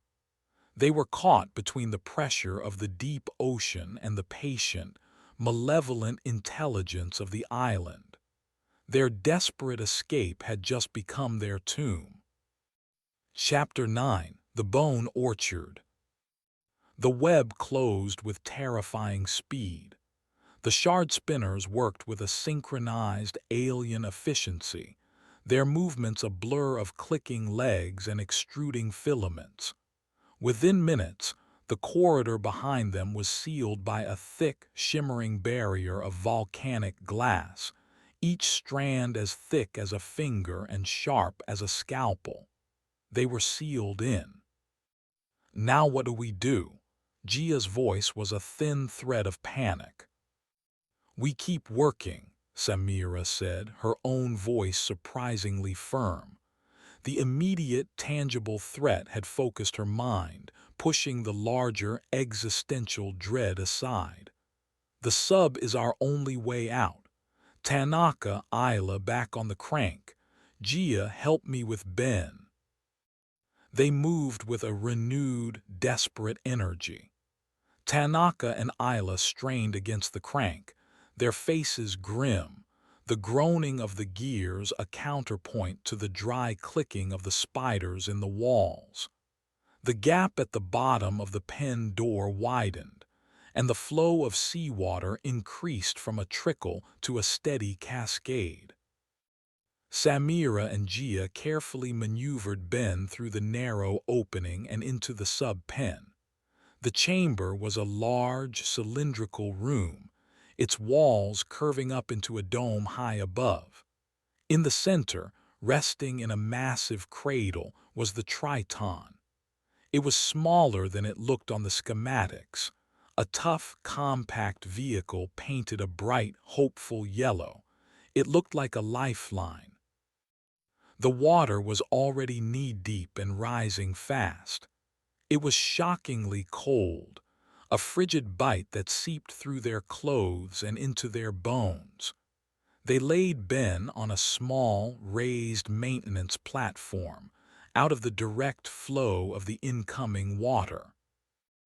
Isla and Tanaka scrambled through the opening after them, their lower bodies soaked.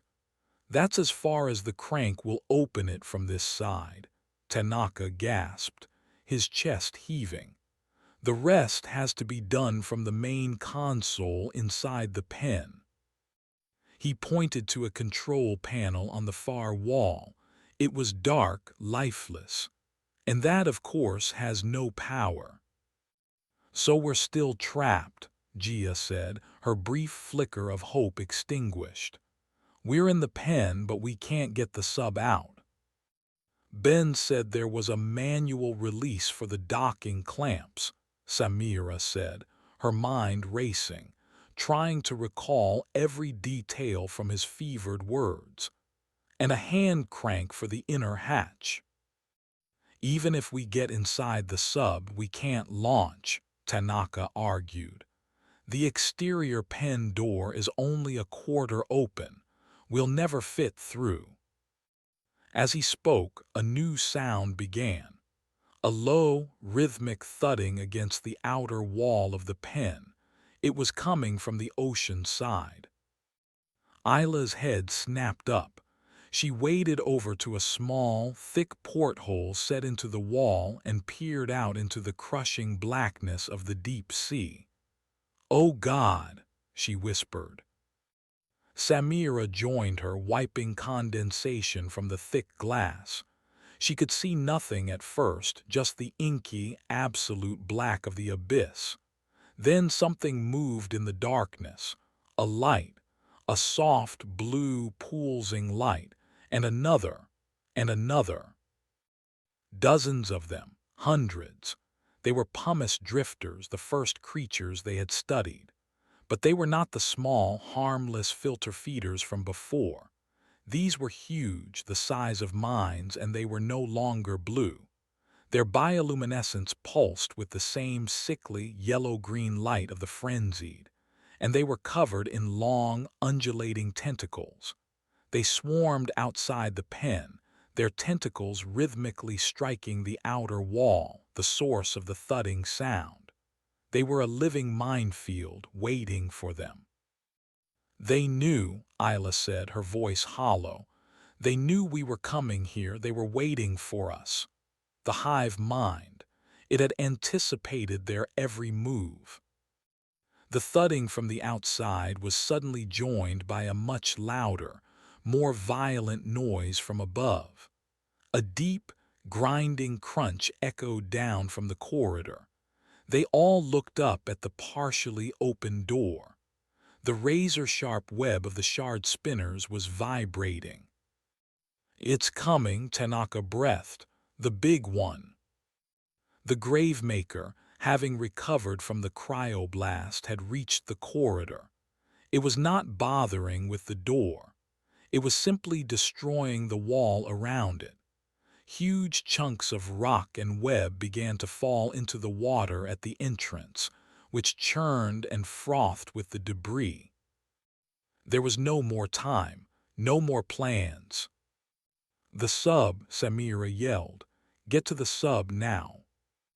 She waded through the chest deep, freezing water to the maintenance platform, and with Gia's help, began the arduous task of getting Ben's limp body up to the sub's main hatch. Tanaka and Isla scrambled up the sub's hull to the hatch, working frantically on the manual release wheel. The grinding from the corridor intensified.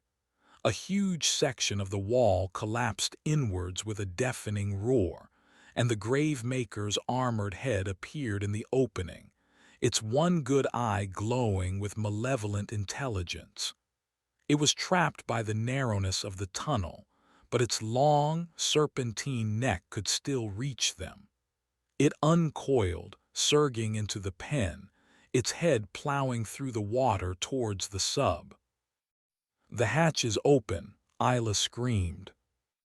Tanaka and Isla grabbed Ben's arms, pulling him into the dark interior of the submersible. Gia scrambled in after him.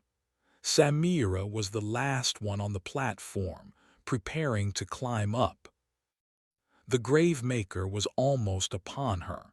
Its massive head rose from the water, water cascading from its armored plates. Its jaws opened, revealing the rows of obsidian teeth.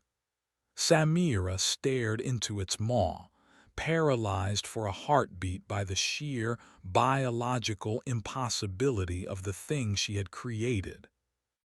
A flare of brilliant white light suddenly erupted from the sub's cockpit. Isla was in the pilot's seat, and she had switched on the sub's powerful exterior spotlights, aiming them directly at the creature's single eye. The Gravemaker shrieked, recoiling from the unexpected, blinding light. It thrashed in the water, disoriented. The brief distraction was all Samira needed. She scrambled up the hull and dove headfirst through the hatch. "Seal it," she yelled. Tanaka slammed the heavy hatch shut and began spinning the locking wheel just as the Gravemaker, recovering its senses, slammed its head against the sub's hull. The entire vehicle shuddered with the impact, the metal groaning in protest. They were inside. They were safe for now. But they were in a dead vehicle at the bottom of a flooding chamber with a monster raging outside, while a living minefield waited for them in the open ocean. And the island, the great crumbling god, continued its slow, grinding awakening all around them.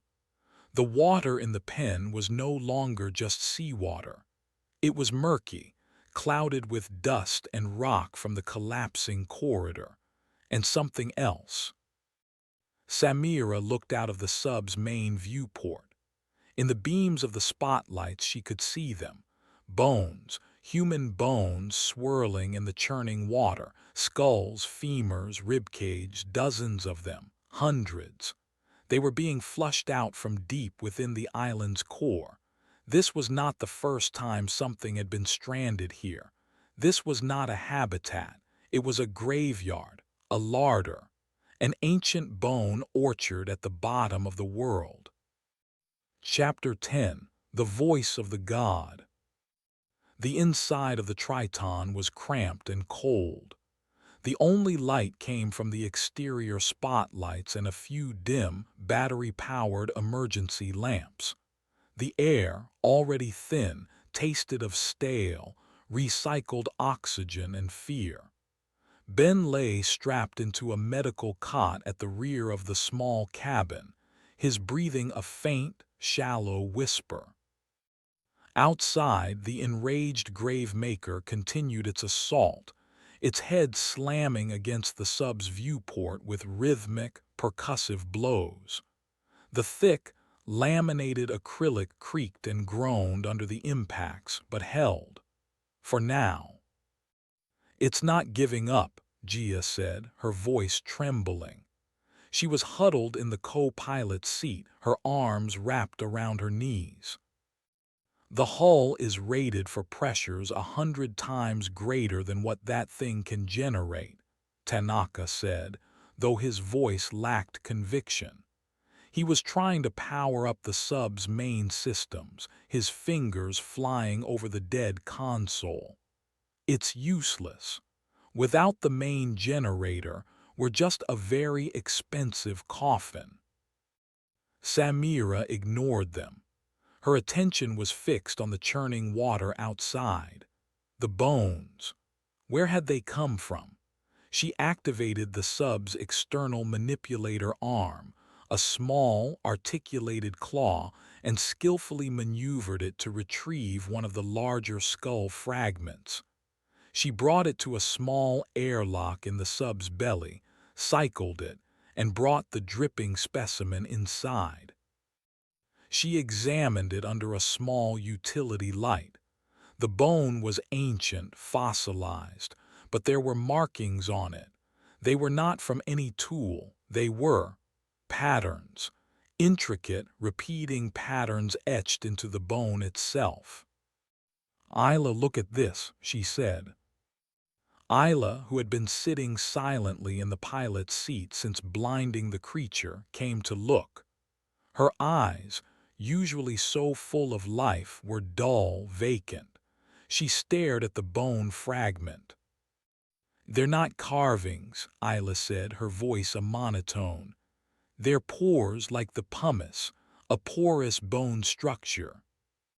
"That's impossible," Tanaka interjected, looking over their shoulders. "Bone is dense. It has to be for structural integrity." "Not if the organism lives in a high-pressure deep-sea environment," Samira mused, her scientific mind taking over, a refuge from the terror. "A porous structure could help regulate buoyancy and withstand extreme pressure changes." She ran her fingers over the strange, patterned surface. "But this isn't from an animal. The cranium size, the shape. It's humanoid, but not human." Before they could contemplate the implications, a new sound cut through the chaos. It wasn't the roar of the monster or the groaning of the hull. It was a voice. It came through the sub's hydrophones, the sensitive underwater microphones used for detecting sonar pings. But this was no ping. It was a low, resonant, melodic hum, a sound that seemed to vibrate in their chests and skulls.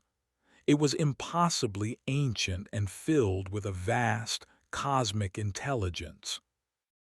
The gravemaker outside heard it too. It stopped its assault immediately. It pulled its head back from the viewport, became still, and then, with a slow, reverent grace, it bowed its head and retreated back into the collapsed tunnel, disappearing from view. The voice grew louder, the melody resolving into complex, layered phrases. It wasn't a language of words. It was a language of mathematics, of pure, resonant frequencies. Gia, the data analyst, was the first to understand. She stumbled over to a secondary console, one that visualized audio signals. Her fingers trembled as she typed. "The patterns, the frequencies. They're not random, it's a signal. It's too complex for an animal call." The screen lit up with a waveform, a beautiful, intricate, spiraling pattern of pure data. It's talking." "The god," Isla whispered, her eyes fixed on the screen. "It's the voice of the god." The voice was coming from the island itself, broadcast through the water. It was the colossal creature at the core, the crumbling god, and it was communicating. It was not speaking to them. It was speaking to its children, to the swarming, mutated drifters outside, to the grave maker, to every infected creature on the island. It was giving them an order. On the sonar display, the hundreds of yellow-green lights that represented the drifters outside began to move. They stopped their random, patient circling. They began to converge, forming a single, massive cluster directly in front of the partially open pen door. They were blocking the only exit. Then they began to glow. Not with their usual sickly light. This was a new, brilliant, blinding white light. The intensity grew, the water outside the viewport beginning to shimmer with heat. "What are they doing?" Samira asked, shielding her eyes. "Thermal energy," Tanaka breathed, his face a mask of awe and horror. "They're focusing their biothermal energy into a single point. It's a biological laser, a cutting torch." The voice of the god reached a crescendo, a single, pure, impossibly high-frequency note that made the sub's hull vibrate like a tuning fork. At the apex of the note, a brilliant beam of white energy shot from the cluster of drifters, striking the massive, half-open door of the submersible pen. There was no explosion, just a silent, instantaneous flash. The thick, reinforced steel of the door didn't melt. It sublimated. It turned directly from a solid to a gas. The door, their final barrier, simply ceased to exist. An instant later, the full, crushing pressure of the deep ocean hit them. The water in the pen, no longer held back by a barrier, surged violently. The Triton was torn from its cradle, tossed like a child's toy, and sucked out into the open ocean. They were free, but they were free in a lightless, crushing abyss, surrounded by a swarm of creatures that could boil the ocean, all of them controlled by a sentient, planet-sized intelligence that now knew exactly where they were. The sub tumbled end over end in the violent currents, alarms blaring, the emergency lights flickering and dying, plunging them into absolute terrifying darkness. The voice of the god followed them into the deep, a promise of a slow, cold, and calculated pursuit. They had escaped the island. They had entered the hunting ground. Chapter 11. The Black Pressure. Darkness, absolute and complete. The world was a cacophony of shrieking alarms, the groan of stressed metal, and the terrified shouts of the crew. Samira was thrown against a bulkhead, her head connecting with a sharp crack. The datapad containing all her research flew from her grasp, skittering into the blackness. The sub tumbled, weightless one moment and crushed by gravity the next. "Kill the alarms," a voice screamed. It might have been Gia. "Ballast controls. Someone get to the manual ballast controls." Tanaka yelled, his voice thin with panic.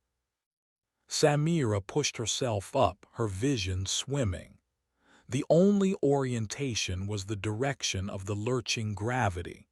She crawled in the dark, her hands slapping against the cold metal deck until she found the pilot's station.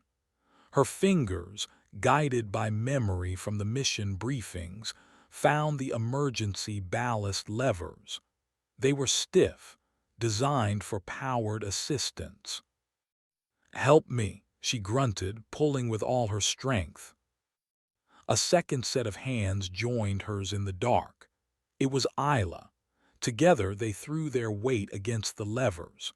With a hydraulic groan, the sub's external tanks began to flood.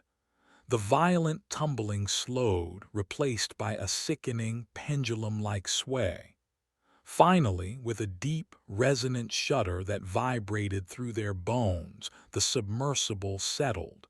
It hung suspended in the infinite black.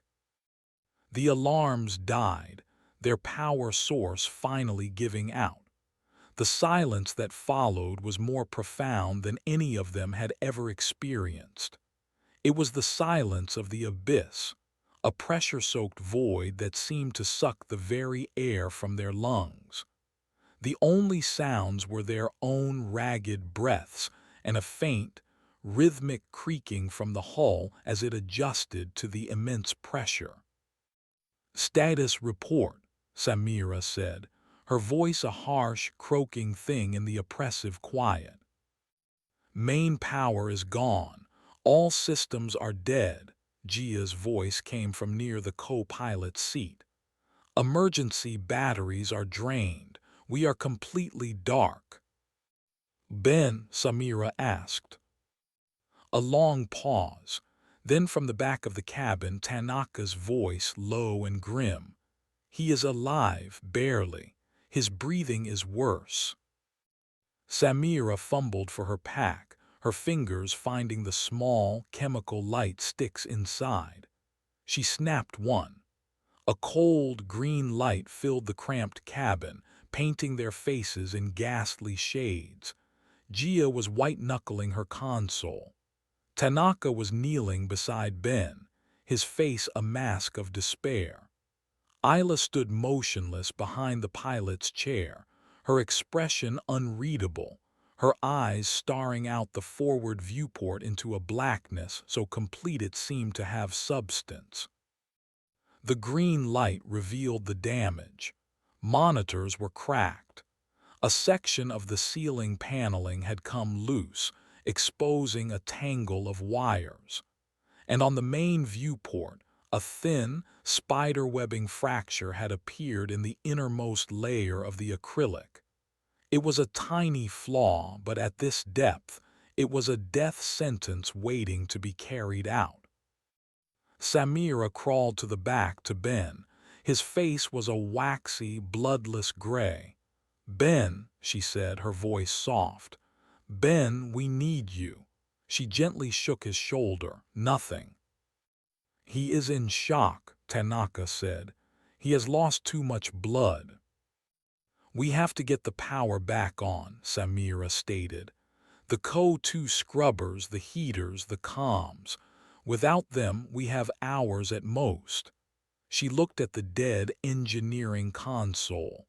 Ben said there was a bypass, a manual switch inside the reactor housing. "The housing is sealed," Tanaka said, shaking his head. "It would take hours to unbolt the panel, and we would need power tools to do it." He must have known that there has to be another way. Samira's mind raced. Ben was a Navy engineer. He believed in redundancies, in fail-safes. He would have built himself a shortcut. She crawled back to the front, retrieving her data pad from where it had fallen. The screen was cracked, but it still functioned. She pulled up the sub schematics, her light stick held between her teeth. "The main power conduit from the reactor runs directly beneath the deck plates here," she said, pointing to a spot between the pilot and co-pilot seats. "If he created a bypass, the access point would have to be close to the primary bus." She began to run her hands over the metal floor plating, searching for a seam, a hidden latch, anything out of the ordinary. Gia, understanding, joined her, her own light stick casting a second eerie glow. "Here," Gia said, her voice tight. She pointed to a section of the deck that was secured not with standard hexagonal bolts, but with large, flat-headed screws. "These are different from the others." "Get me the tool kit," Samira ordered. Tanaka retrieved it. Inside was a large, heavy-duty screwdriver. Samira pressed it into the slot of the first screw and turned. It didn't budge. "It's torqued too tight. I can't get any leverage." Suddenly, Isla was there. She knelt, producing a small, metallic object from her pocket. It was a rock hammer, the kind a geologist would use, small but dense. Without a word, she took the screwdriver from Samira, placed its tip back in the screw's slot, and struck the handle of the screwdriver a single, sharp blow with the hammer. The impact broke the seal of the over-tightened screw. Samira stared at her for a second, then nodded. "Good thinking." They worked together, Isla striking the screwdriver and Samira turning, the sharp crack of the hammer a stark, rhythmic counterpoint to the groaning of the hull. They undid one screw, then the next. It was slow, agonizing work in the freezing, cramped space. The air was growing thick, heavy. Samira could feel the first, telltale signs of CO2 poisoning. A dull ache behind her eyes, a slight shortness of breath. After what felt like an eternity, the last screw came free. Samira and Gia lifted the heavy plate. Beneath it lay not a power conduit but a small, recessed compartment. And inside that compartment was a single, heavy, copper switch, like something from a 19th century factory. Next to it, scrawled in Ben's own handwriting with a permanent marker, were two words: "Pull hard."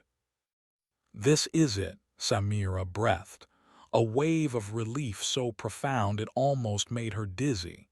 "This has to be it." She reached into the compartment, her fingers wrapping around the cold, smooth handle of the switch. She braced herself. This switch would either restore power to their life support systems, or it would short out the entire sub and kill them instantly. There was no middle ground. She looked at the faces around her, illuminated in the dying green light of the chem sticks. Gia was watching her with wide, terrified eyes. Tanaka had his hand on Ben's chest, as if willing him to keep breathing. Isla was staring at the switch with a strange, detached curiosity. Samira took a deep, final breath of the stale, thinning air and pulled. Chapter 12. A Glimmer of Power. The switch moved with a heavy, satisfying clunk. For a single, heart-stopping second, nothing happened. The oppressive darkness remained. Then, with a flicker and a hum, the emergency lights in the cabin sprang to life. A low-level power indicator on the main console glowed a welcome, steady green. The whisper of ventilation fans kicked in, the first stirrings of the life support system. A collective, shuddering sigh of relief went through the cabin. They had power, not full power. The main drive and the high-energy systems were still dead, but enough. They had lights, heat, and air. They had time. CO2 levels are at 9%, Gia announced, her voice trembling as she read from a newly illuminated panel. "Atmosphere recycling is engaged. We're stable." Samira didn't celebrate. She went straight to the medical monitoring station above Ben's cot.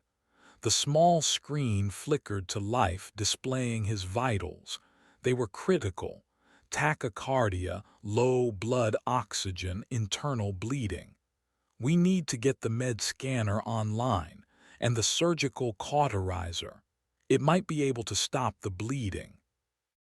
"That will draw more power than the bypass can safely handle," Tanaka warned. "We risk overloading the circuit." "It's a risk we have to take," Samira said, her tone leaving no room for argument. She began rerouting the sub's minimal power, her fingers flying across a touchscreen panel. Warning icons flashed, protesting the power draw, but she bypassed them. The surgical unit hummed to life. For the next hour, she worked on Ben, guided by the scanner's crude, low-resolution images of his shattered chest cavity. It was a brutal, bloody affair.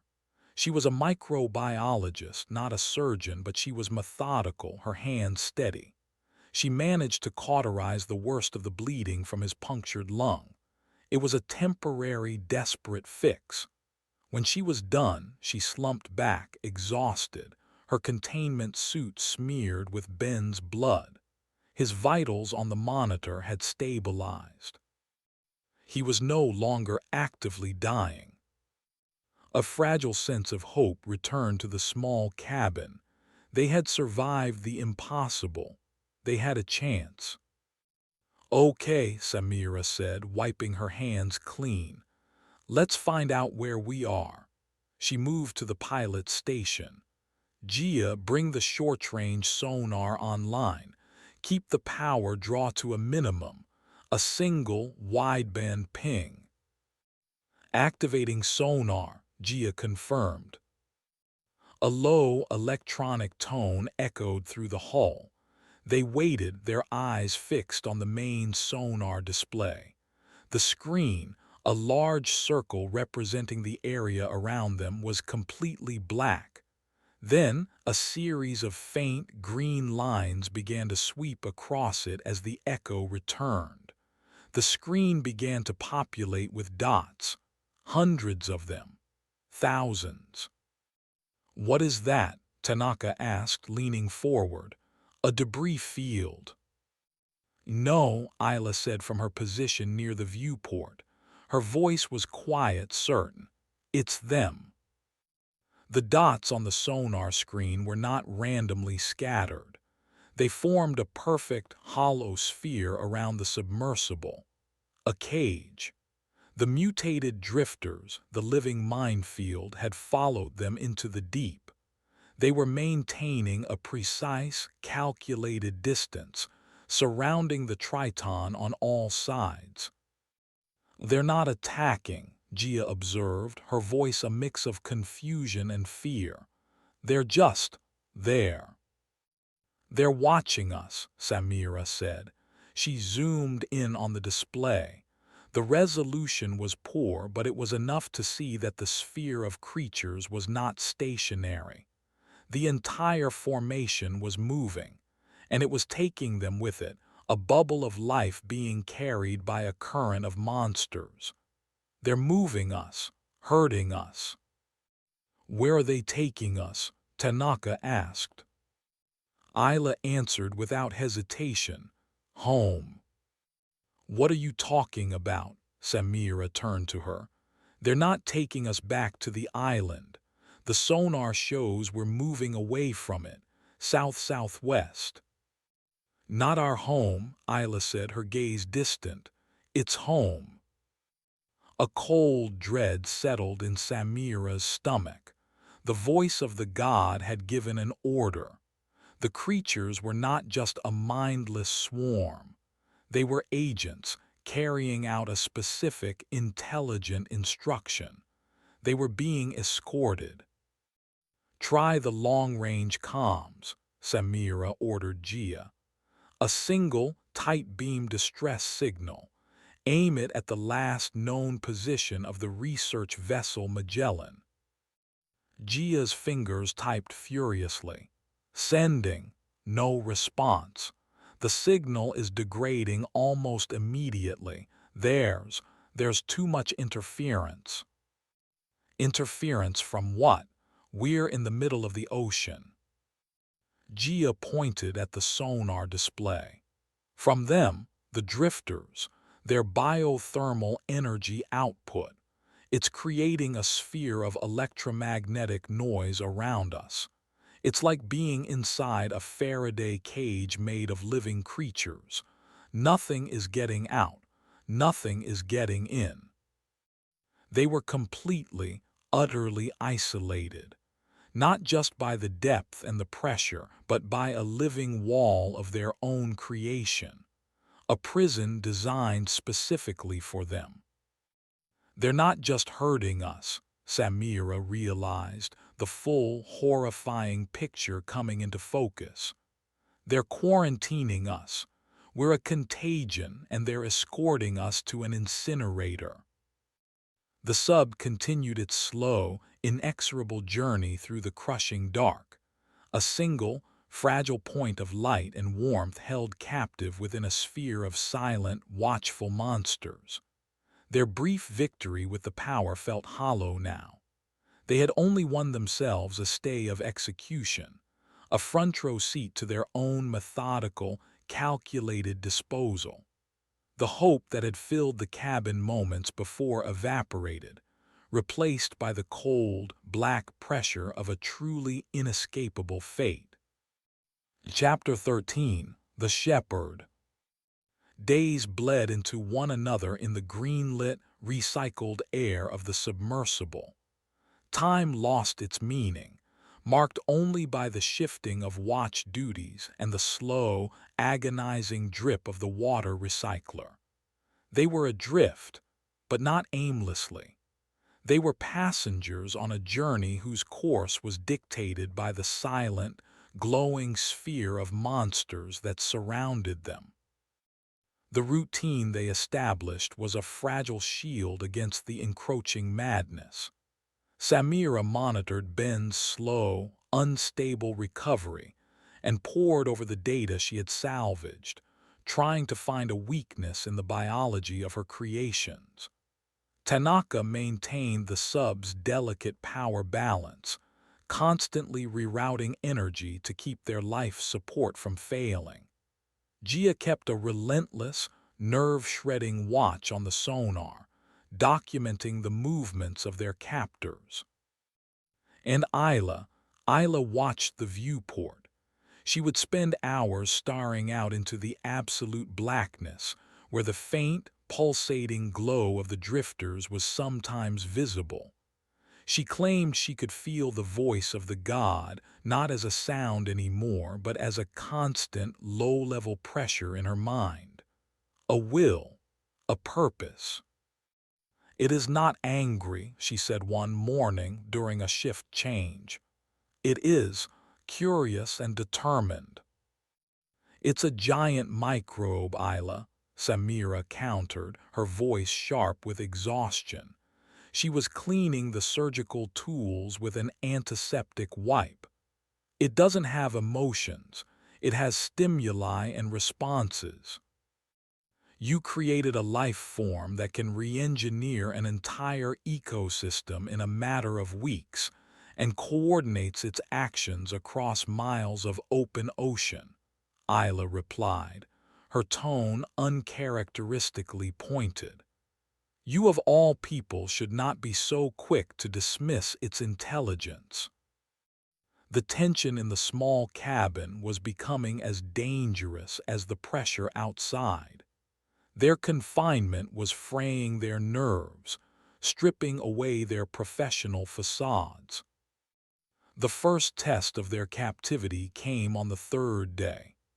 Tanaka, in a fit of desperate inspiration, had managed to coax a little more power from the generator.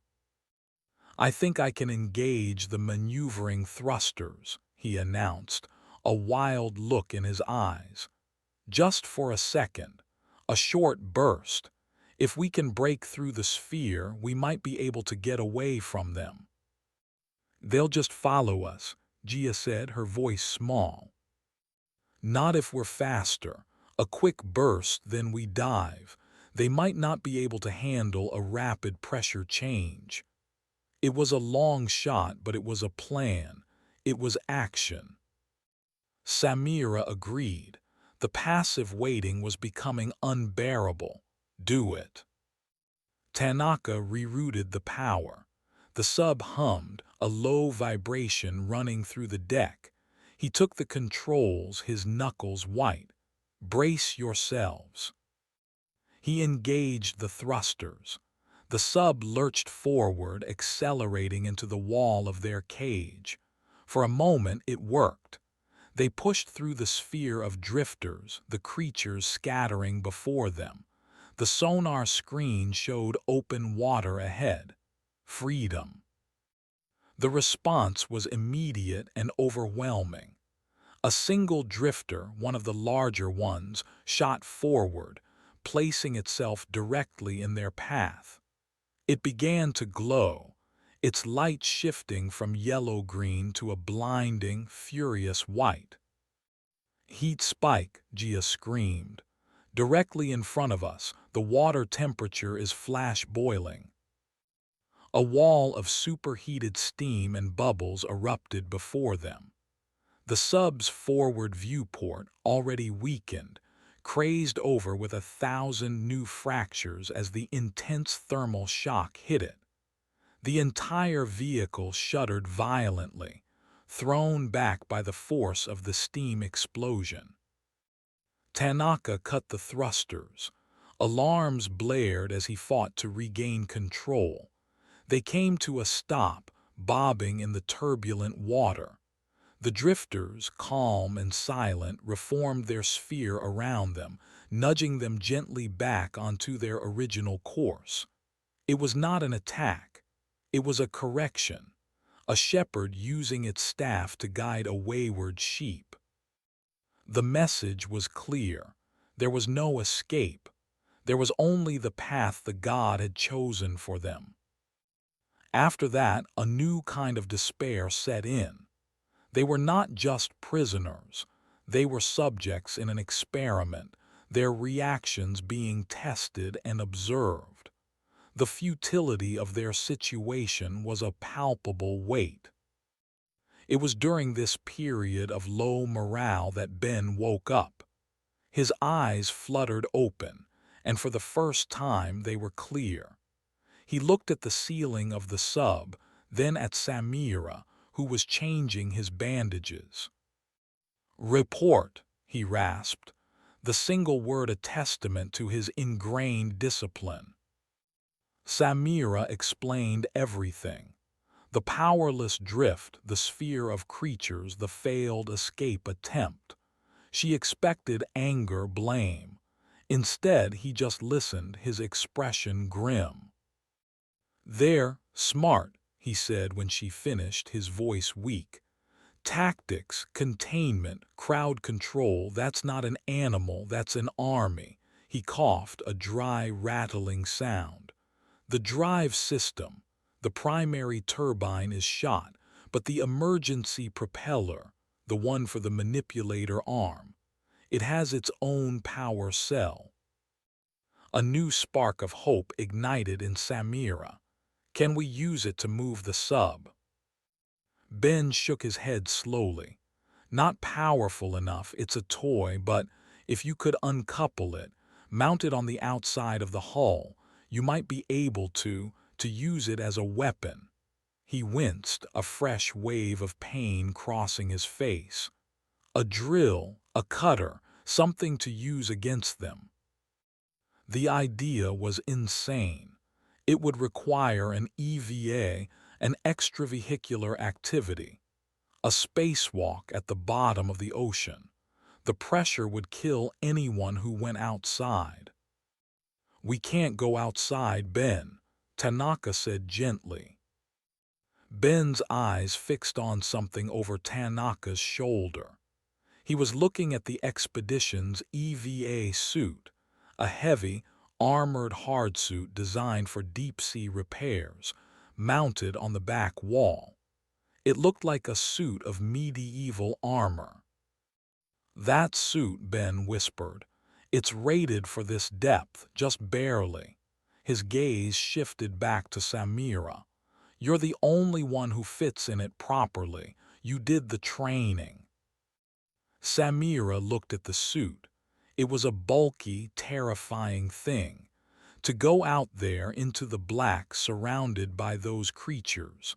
It was a suicide mission, but Ben was offering them a weapon, a way to fight back, a way to have some control over their own fate.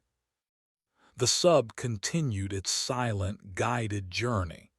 But now, in the dim green light of the cabin, a new, desperate, and probably fatal plan began to form. They were no longer just sheep being herded to the slaughter. They were forging a knife in the dark. Chapter 14: The Sunken City. The plan to weaponize the manipulator arm's propeller was a welcome distraction, a complex problem to be solved that pushed the larger, unsolvable problem of their predicament to the back of their minds. Under Ben's weak but precise instructions, they spent 2 days preparing. Tanaka and Gia worked on the software, writing a new control program for the arm that would turn it from a delicate tool into a high-torque drill. Samira, meanwhile, began the arduous process of checking and rechecking every seal and joint on the deep-sea EVA suit. The suit was their only shield against the abyss. A flaw in a single gasket would mean an instant, implosive death. As she worked, she could feel the eyes of the others on her. She was their champion, their knight, the one who would have to step out into the crushing darkness to fight their dragons. The pressure of their expectations was almost as heavy as the ocean itself. On the 5th day of their journey, something changed. "We're descending," Gia announced from her sonar station. "The shepherd swarm is pushing us down, steeply." On the sonar display, the perfect sphere of lights was elongating, forming a funnel that guided them towards the seabed. A new alert began to blink on Gia's screen. "I'm getting a return signal from the deep scan sonar," she said, her voice filled with disbelief. "Something is below us, something massive. The terrain is wrong." "Wrong how?" Samira asked, pausing her work on the suit. "It's not a natural seafloor. It's too flat, too structured. There are straight lines, right angles. It looks like a grid." Gia's fingers flew across her console, refining the image. A crude, three-dimensional map began to form on the screen. It was a landscape of impossible geometry, of towering spires and cavernous canyons, all arranged in a pattern of breathtaking complexity and intelligence. "A city," Tanaka breathed, his voice filled with an academic's awe. "A city on the bottom of the ocean." It was the source of the bones, the home of the porous, humanoid race that had existed here eons ago. They were being taken to the source. Their descent accelerated. The pressure gauge on the sub's console climbed to terrifying new levels. The hull groaned, a constant, low-frequency sound of metal under unimaginable strain. The hairline crack in the viewport widened, a tiny white line extending another millimeter. "The city is huge," Gia murmured, her eyes wide as the sonar map filled with more and more detail. "It covers hundreds of square kilometers. The structures are colossal. The tallest spire is over 2,000 meters high." As they drew closer, the sub's spotlights, cutting a pathetic swath through the ink-black water, began to reveal the first hints of the structures. They were not made of metal or stone. The material was a dark, non-reflective black, seeming to absorb the light. It was a surface of alien architecture and incomprehensible scale. The swarm guided them towards the center of the city, along a canyon so wide it felt like a grand boulevard. The buildings that lined it were not built. They seemed to have been grown, their surfaces covered in the same kind of intricate, porous patterns as the bones they had found. This was a civilization of biological architects. "Where are they taking us?" Samira whispered. The answer came a moment later. The sonar revealed a vast, dark space ahead, a void in the city's structure. "It's a cave," Tanaka said. "A hangar, an opening in the city's central structure." The shepherd swarm pushed them relentlessly towards the gaping, black maw. It was an entrance, a doorway into the heart of the sunken metropolis. "I don't want to go in there," Gia said, her voice shaking. There was no choice.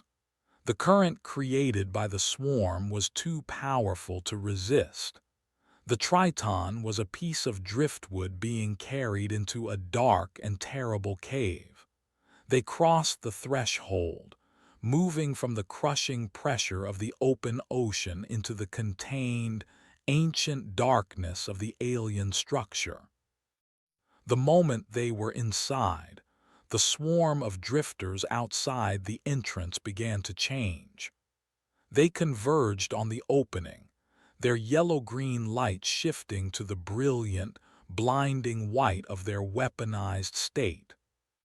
"What are they doing now?" Tanaka asked. Isla, who had been silent for the entire descent, finally spoke. Her voice was flat, devoid of emotion. "They're sealing the door." A beam of incandescent energy, a focused blast of pure heat, shot from the swarm. It didn't strike the entrance.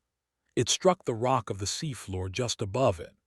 A huge section of the overhanging cliff face, destabilized by the blast, cracked and broke free. With a slow, majestic silence that was somehow more terrifying than any sound, millions of tons of rock collapsed downwards, completely sealing the entrance through which they had just passed. They were entombed. The sonar went blank as the shockwave from the collapse filled the water with debris. They were blind, trapped in a silent, ancient, and very much unknown place. The last of the guiding lights from the swarm vanished, leaving them in a darkness that felt older and deeper than the ocean itself. They had been delivered. Chapter 15. The Nursery of the God. Silence. The echoes of the rockfall faded, leaving a quiet so profound it felt like a physical presence. They were inside, sealed off from the rest of the world, floating in a vast, dark chamber at the heart of an alien city. "Report," Samira said, her voice cutting through the tension. "Sonar is useless," Gia replied, her hands shaking as she tried to recalibrate the system. "The water is too thick with silt from the collapse. I can't get a clear reading." "Lights," Samira ordered. Isla, in the pilot's seat, switched the exterior spotlights to their maximum setting. The powerful beams sliced through the murky water, revealing a scene of breathtaking, terrifying grandeur. They were in a cavern of impossible size, a perfectly spherical dome that must have been miles in diameter. The walls were lined with the same porous, black, non-reflective material as the city outside. But here, the material was not inert.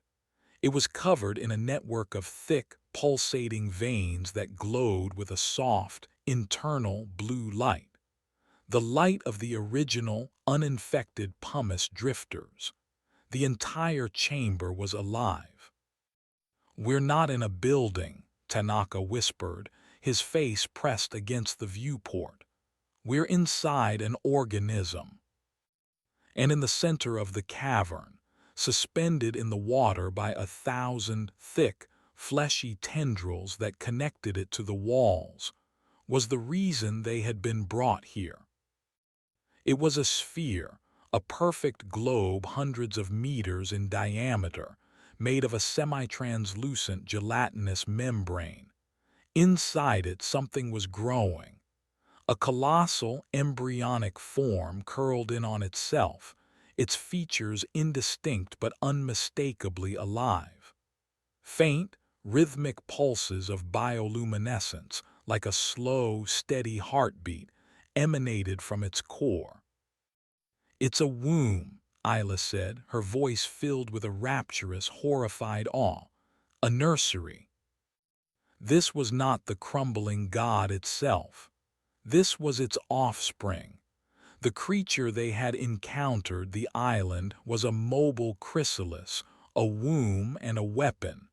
Its purpose was to protect this, its next generation. "Our bacterium," Samira breathed, the final, terrible piece of the puzzle falling into place. It didn't just wake the parent. It must have infected the embryo. That's why it brought us here. It can't remove the infection itself. The parent is a fortress, not a surgeon. It needs a doctor. Ben's voice rasped from the back of the sub. They all turned. He was awake, his eyes clear and focused, fixed on the monstrous, beautiful sight outside the viewport. He had been listening. "It can't use its own antibodies, the other creatures in here," he continued, his voice gaining a little strength. "It would risk harming the embryo, so it captured the source of the infection. It captured the surgeon." He looked directly at Samira. "It wants you to go in there and fix what you broke." The implication of his words was insane. A planet-sized alien intelligence had orchestrated their entire journey, not to destroy them, but to force them into performing interstellar microsurgery on its unborn child. As if to confirm his words, one of the thick, fleshy tendrils connected to the massive womb detached from the wall.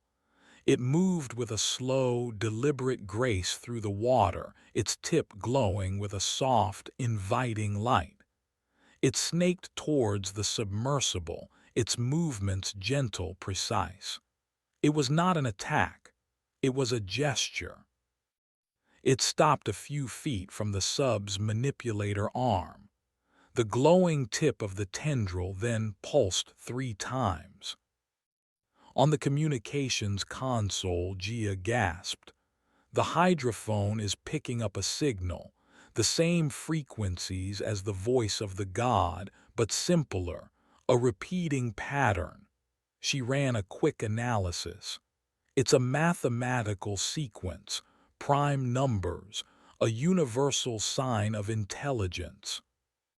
The tendril pulsed again, this time pointing directly at the EVA suit hanging on the sub's back wall. Then it pointed at the great embryonic sphere. There was no ambiguity. It was an instruction, an invitation. Samira looked at the EVA suit, then at the pulsating alien womb that filled the viewport. The god was not offering them a choice. This was a command performance. She was to put on the suit, go out into this alien cathedral, and enter the body of a nascent god to cure it of a plague she had created. If she refused, they would be left to rot in this tomb. If she failed, she would doom not only her crew, but potentially the next generation of a cosmic entity. The tendril waited, its gentle, blue light a beacon in the vast darkness. It was the most terrifying and profound challenge in human history, and it had been issued to her. Chapter 16: The Surgeon's Walk. The decision was never a decision. It was an inevitability, a final, horrifying logical step in a chain of events she had initiated. Refusal meant a slow death in a cold, dark tomb. Acceptance meant something else, something unknown and terrifying, but it was not a passive end. It was action. "I'm going," Samira said. The words hung in the silent, recycled air of the submersible, solidifying the insanity of their situation. You can't be serious, Tanaka protested, his face pale. We have no idea what's out there, what that thing is, the pressure, the radiation, the biology. We have less of an idea what happens if I don't go, Samira countered, her voice calm. She was already unlatching the EVA suit from its mount. Ben is right. This is a surgical procedure.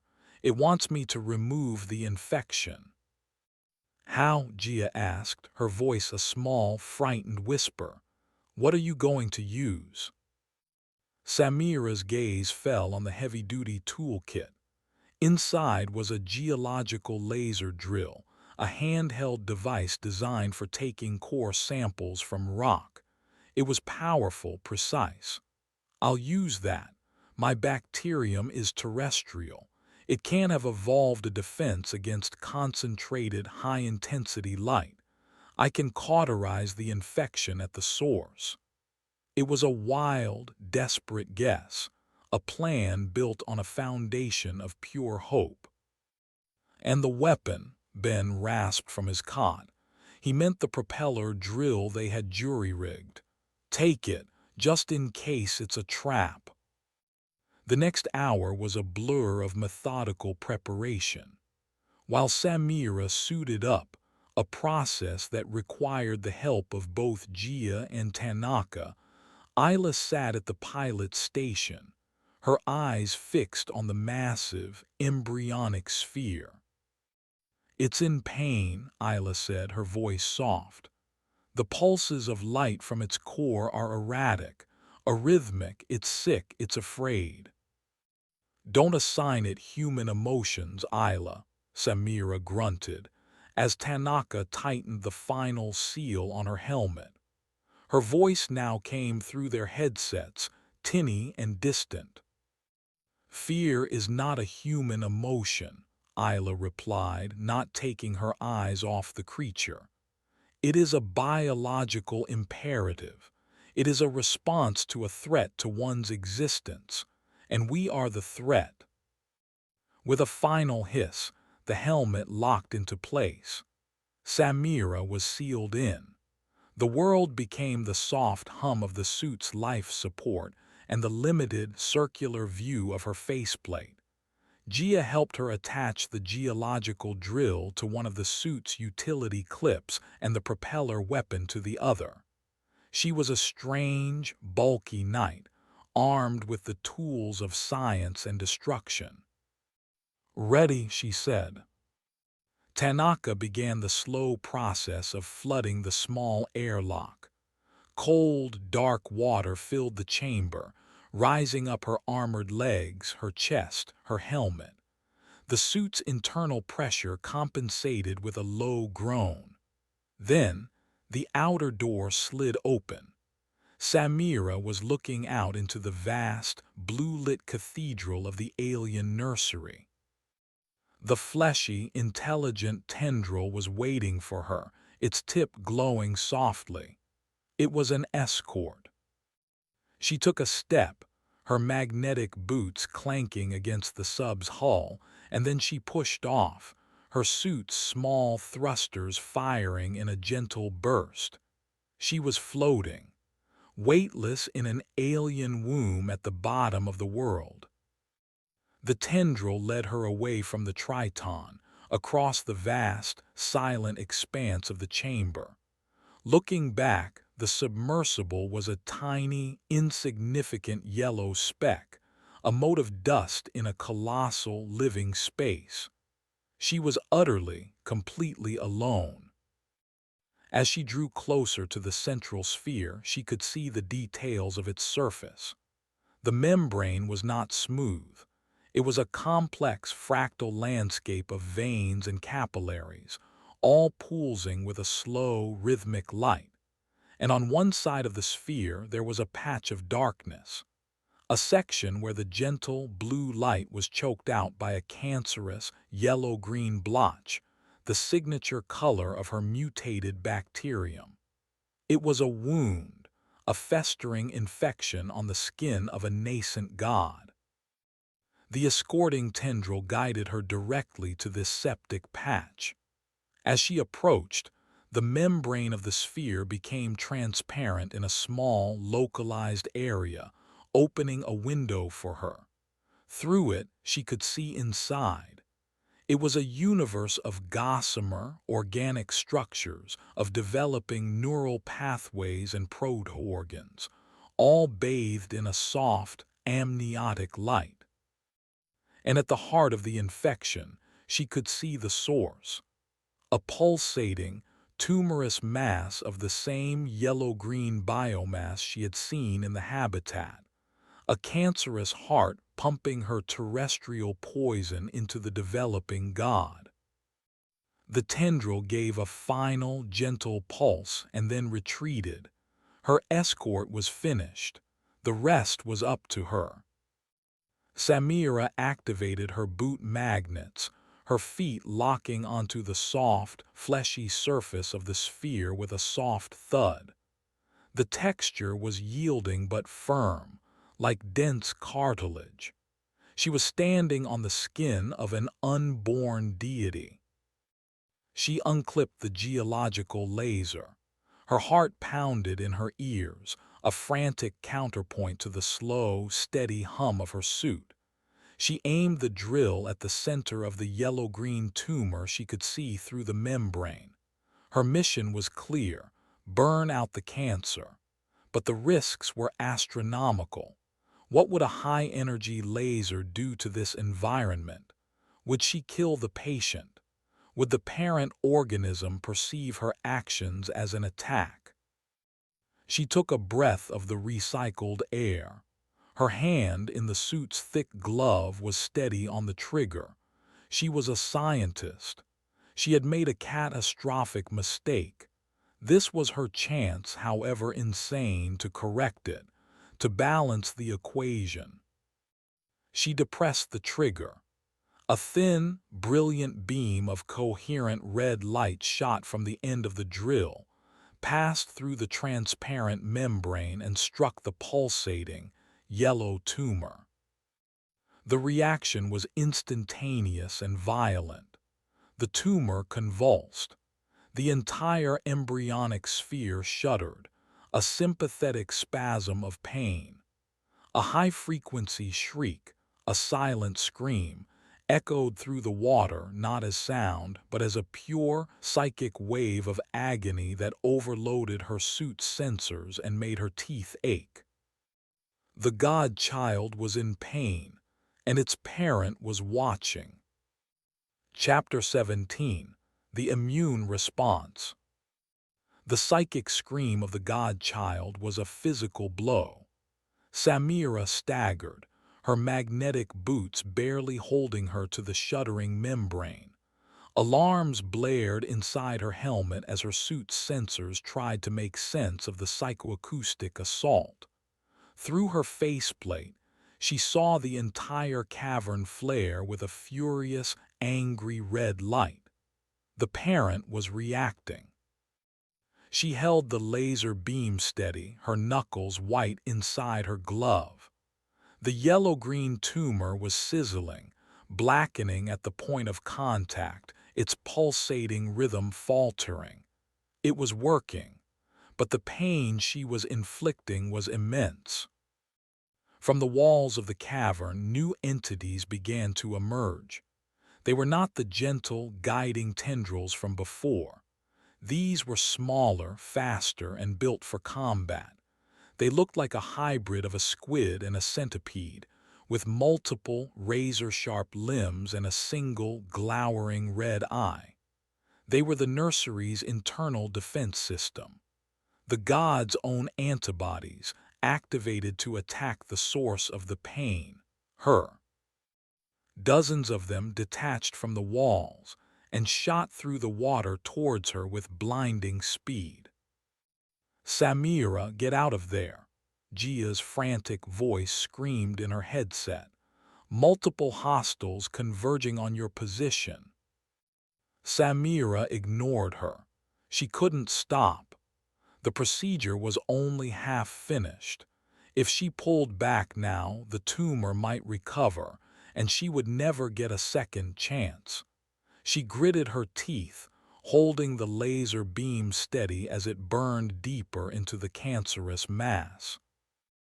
The first of the antibody creatures reached her.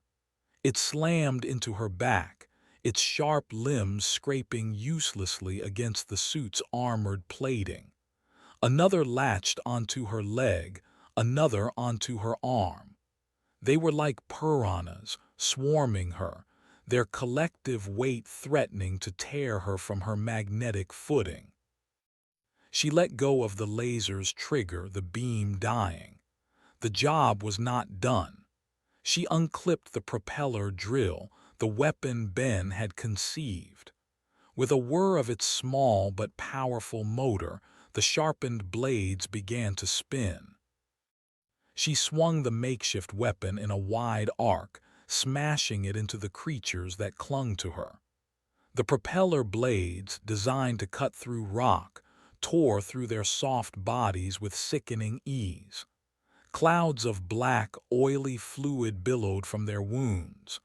They shrieked, a high-pitched, chittering sound, and retreated, regrouping a short distance away.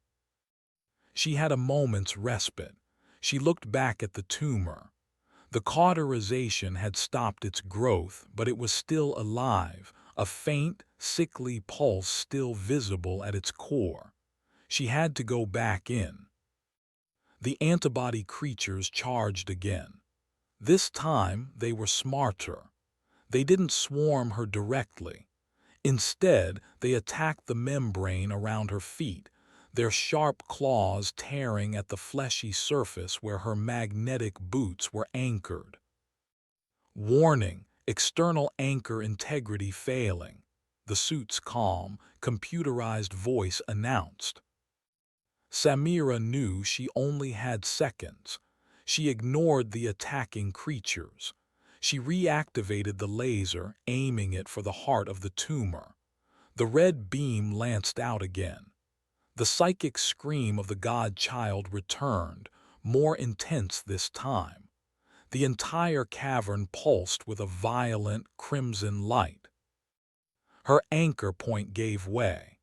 The creatures tore the section of membrane she was standing on completely free.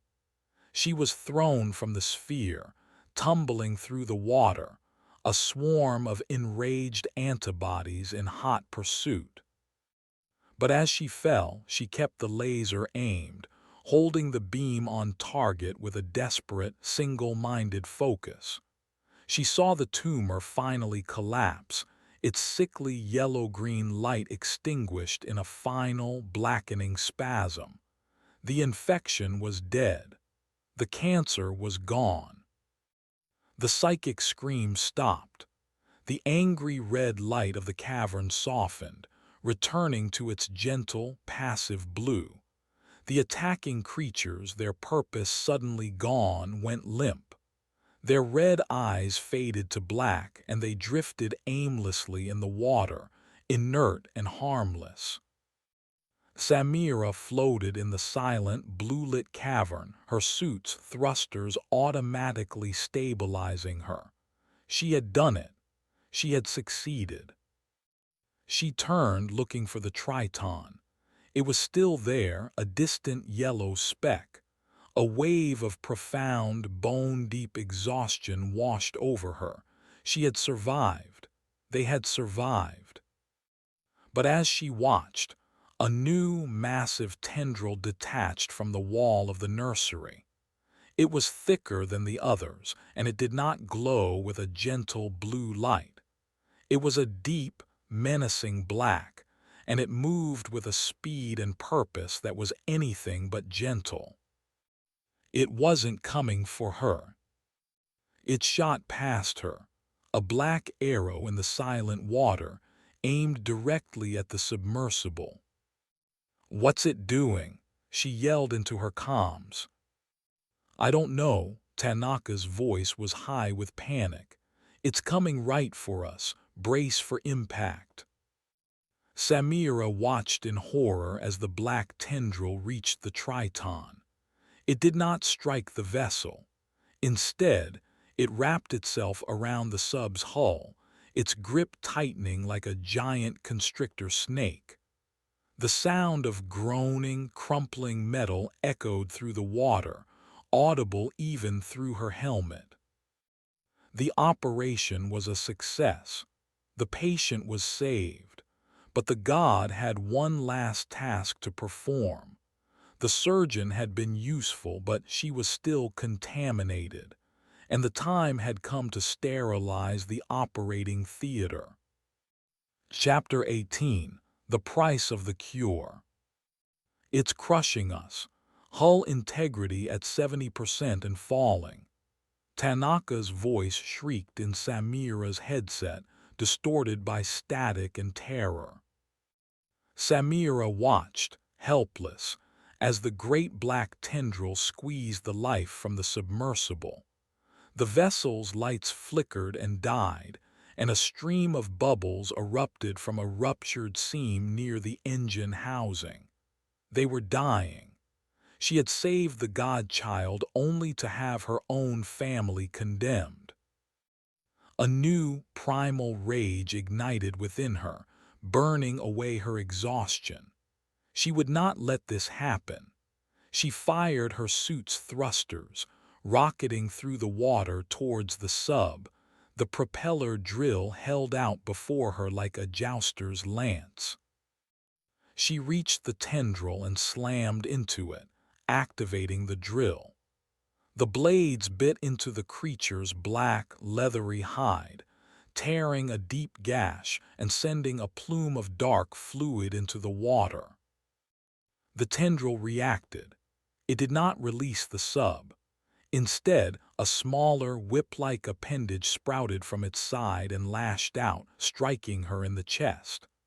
The blow was immense, a physical impact that felt like being hit by a train. Her suit's internal sensors screamed with warnings of a microfracture in her chest plate. The world spun, and the sub, the tendril, and the entire cavern dissolved into a confusing, painful blur. Her suit's computer, sensing her disorientation, took over, firing thrusters to stabilize her. When her vision cleared, she was 20 meters away, her suit's diagnostic screen a Christmas tree of red alerts. The black tendril, having dealt with the nuisance, returned its full attention to crushing the Triton. The hull gave a final, catastrophic groan, and a large section buckled inwards. The sub was a dead, broken thing. But the tendril did not finish the job. It paused, its grip holding the crushed sub steady. Then a section of the tendril's tip seemed to dissolve, becoming porous, like the city walls. A powerful, localized current began to flow, pulling the water from inside the crippled submersible out through the tendril's flesh. Samira watched in horror. It was a filtration system. The god was not just destroying the sub, it was methodically sterilizing its contents, pulling every drop of contaminated water, every microbe, every trace of their existence out of its nursery. Then she saw them, small, fragile shapes tumbling in the outflowing water, the bodies of her crew, Gia, Tanaka, Ben, lifeless on his cot. They were being drawn out of their tomb and into the flesh of the god's tendril to be unmade, dissolved, and rendered harmless. There was one body missing, Isla. Samira's comms crackled to life. It was Isla's voice, but it was different. It was calm, serene, resonating with a strange, otherworldly harmony. "It is not an act of malice, Samira," the voice said. "It is an act of preservation. The nursery must be made clean again. Your friends. They are being returned to the cycle. Their matter will not be wasted. Isla, where are you? Samira cried, her voice breaking. I am here. I am everywhere. Samira looked wildly around the cavern. Then she saw it. Inside the great embryonic sphere, at the very spot where the tumor had been, a new light was forming. A small humanoid figure of pure blue energy. It had its arms outstretched, not in crucifixion, but in welcome. It was Isla. When you burned away the infection, Isla's voice echoed in her mind, a direct, telepathic communication. You created a void, a space. The god needed a new consciousness to help guide its child, something it could understand, something that understood it. It chose me. Samira stared at the transfigured, god-like image of her friend. Isla had not died. She had ascended. She had become a part of the creature she had so revered, a shepherd for a newborn god. It is beautiful here, Samira, Isla's voice continued, filled with an ecstatic, inhuman joy. You have no idea. The thoughts of a god are like galaxies forming. I can see the beginning of time. I can see the end. The black tendril finished its work. It had absorbed the last remnants of the crew and their vessel. It retracted, dissolving back into the cavern wall as if it had never been. The nursery was clean. Samira was the last contaminant. A new tendril, one of the gentle, blue, guiding ones, approached her. It did not threaten her. It simply hovered before her, its light a soft, patient question. You have a choice, Isla's voice explained. You have passed the test. You have cured the child. You can join me. We can be the guardians, the two minds that shape the next age of this universe.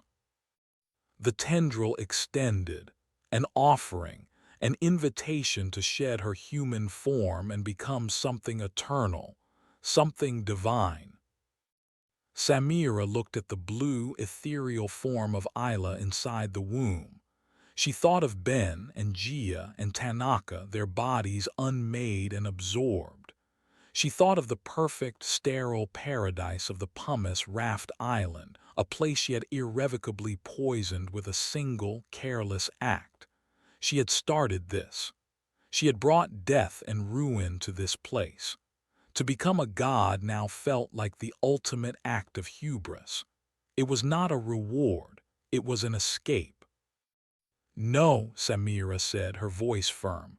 Her own voice speaking into the comms, not the telepathic link. A human voice.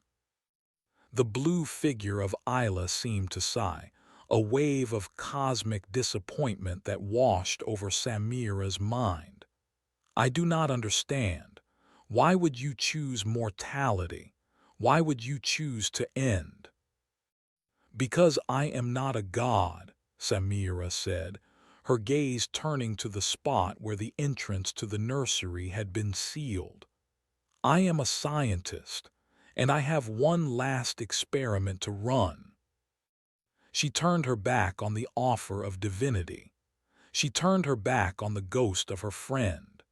She activated her thrusters and began the long, slow journey towards the tons of rock that sealed her in this beautiful, horrifying tomb. She did not know if she could get out, but she knew she could not stay. Chapter 19. The Weight of the World. The journey across the vast, silent nursery was a pilgrimage of grief. Samira flew through the cathedral of a dead civilization, past the inert, drifting bodies of the antibody creatures she had slain. They were monuments to her success and to its terrible price. The gentle blue light of the cavern felt like a mockery, a serene paradise built on the bones of her friends. Isla's telepathic voice did not follow her. She was alone with the hum of her suit's life support and the crushing weight of her own choices. She reached the rockfall that sealed the entrance. It was a solid, impassable wall of stone, hundreds of meters thick. The sub's sonar was gone, but the suit was equipped with a small, short-range seismic imager. She activated it, scanning the rock face. It was dense, solid. There was no way through. She hovered before the wall, the futility of her situation washing over her. She had made her grand, defiant choice. And for what? To die alone, sealed in a tomb, having rejected godhood for the right to starve to death at the bottom of the ocean. The irony was a bitter pill. As she stared at the rock, a faint, rhythmic pulse registered on her seismic imager. It was deep within the rockfall near the center, a steady, repeating vibration, a heartbeat. She focused the imager, increasing its resolution. The shape resolved itself from the noise. It was metallic, small, cylindrical. It was a geological survey dart, the one Ben had fired into the flank of the first grave maker in the crevasse on the island. The creature had retreated here to its home to die, and it had died within the rockfall, its body a soft, organic flaw in the otherwise solid wall of stone.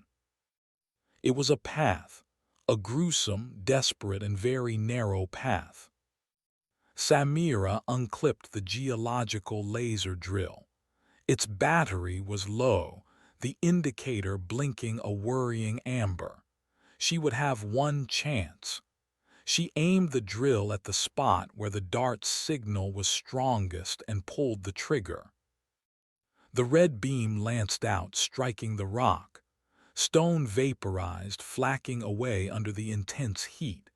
It was slow, agonizing work. The drill whined, its power fluctuating.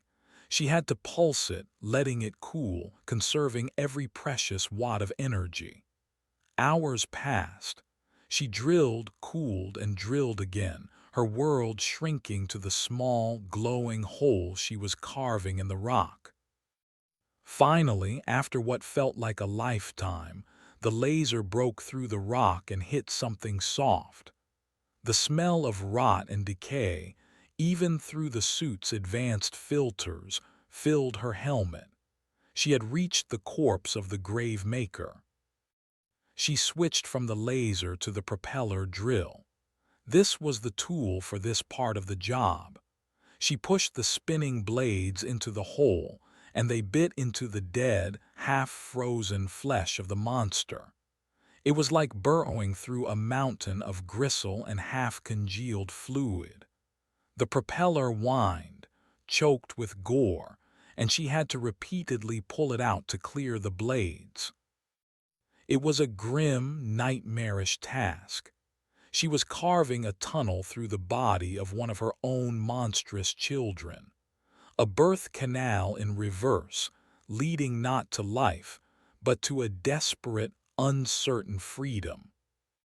After another eternity of effort, she broke through the other side. She emerged from the back of the creature's corpse into the crushing, absolute black of the open ocean. She was out.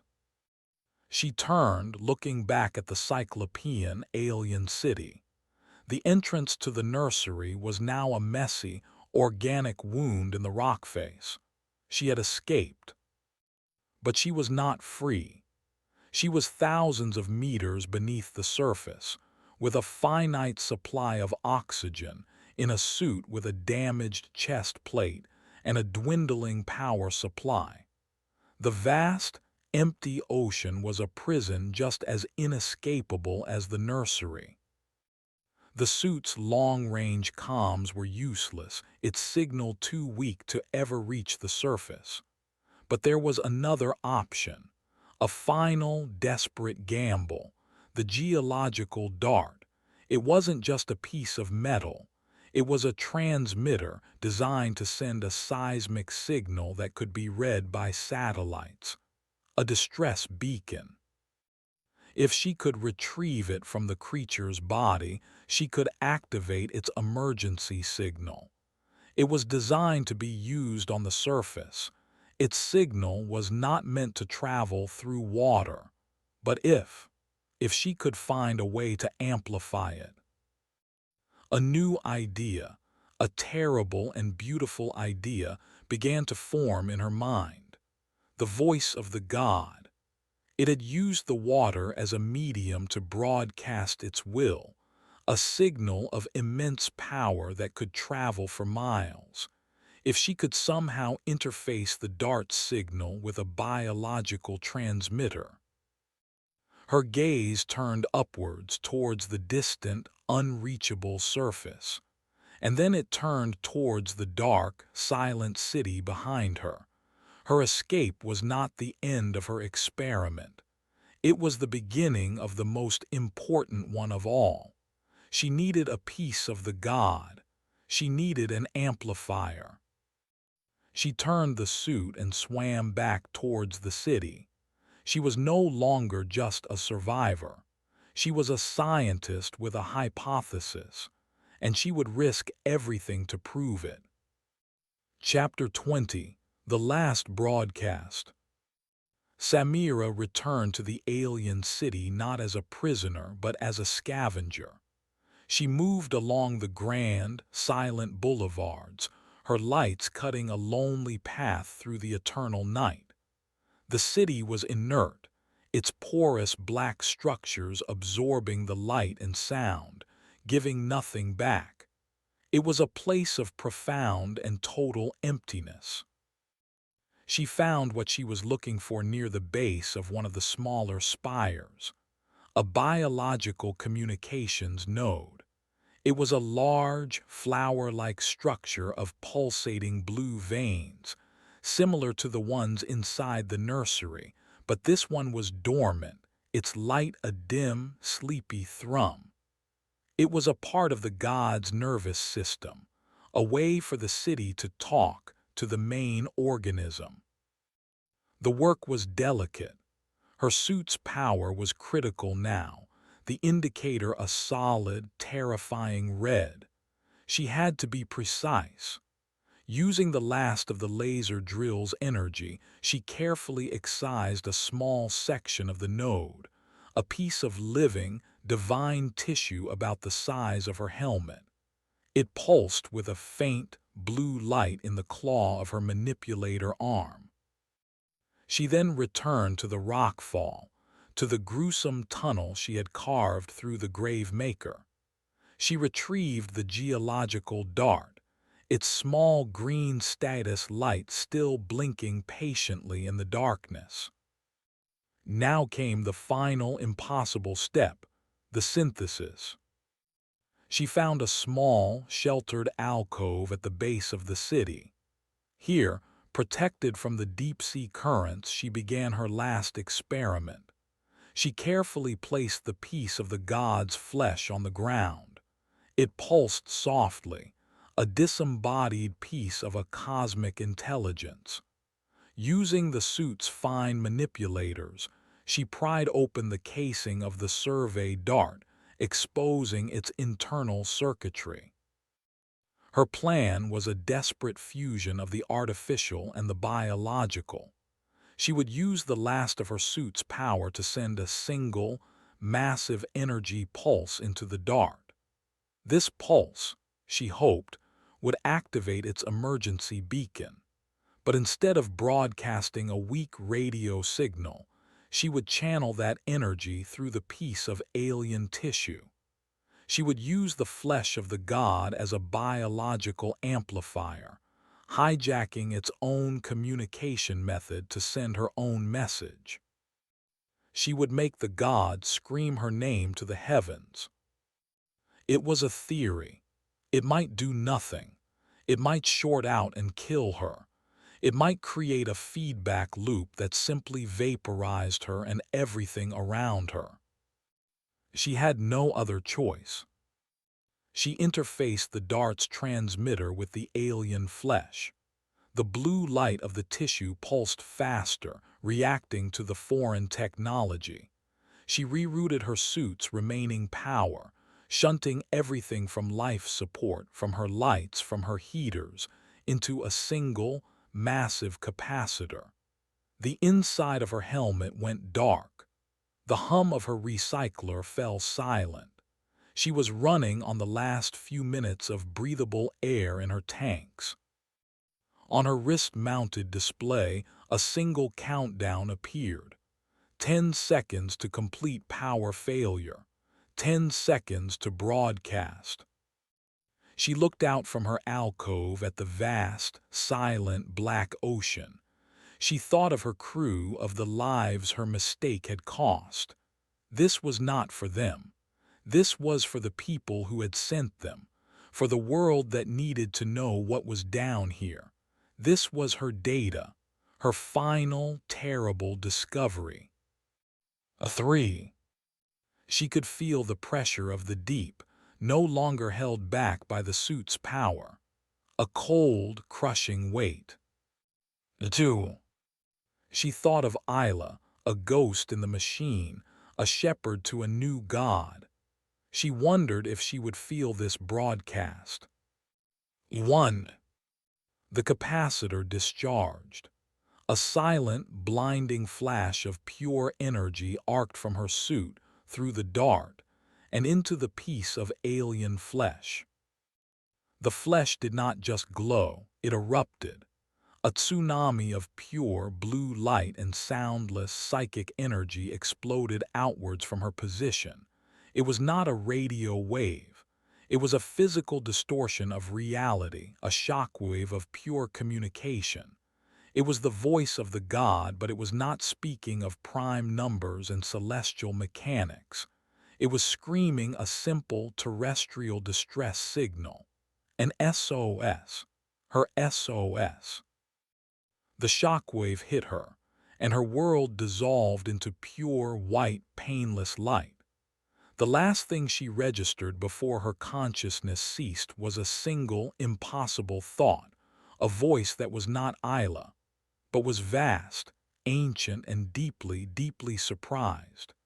It was the god itself, and it was noticing, for the first time, the sheer, stubborn, cosmic audacity of the tiny, dying creature that had dared to use its own voice against it.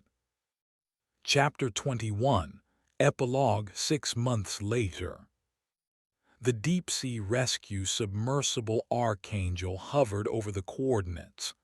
Its lights, the most powerful ever built, could not penetrate the unnatural darkness of the trench below. On its main view screen, Captain Eva Rostova watched the sonar returns. They made no sense. The readings showed a geological anomaly the size of a continent, a structure that could not possibly exist. Anything? She asked her sonar tech. The same, Captain. A repeating, low-level signal buried under miles of rock. It's weak, but it's definitely artificial. Standard deep-range distress beacon. Faint, but it's there. And something else. A biological energy signature that is. Well, it's off the charts. I've never seen anything like it. For 6 months, satellites had been picking up a ghost. A single, fleeting distress signal that would appear for a few seconds every day from this exact spot before vanishing. It was a signal that shouldn't be able to escape the crushing pressure of the deep. But it did, every day. A single, stubborn pulse. An echo. "All right," Rostova said, her voice firm. "We've come this far, we're going to find out who's calling." She turned to her XO. "Prepare the primary deep core drill. Let's see what's down there." As the massive drill began to lower from the belly of the Archangel, the sonar tech's eyes went wide. "Captain, the biological signature, it's changing, it's focusing, it's moving towards the drill." On the screen, a new, massive energy signature, one that dwarfed the submersible, began to rise from the depths. It was ancient, vast, and it was waking up. The rescue mission was over. The first contact was about to begin. The end.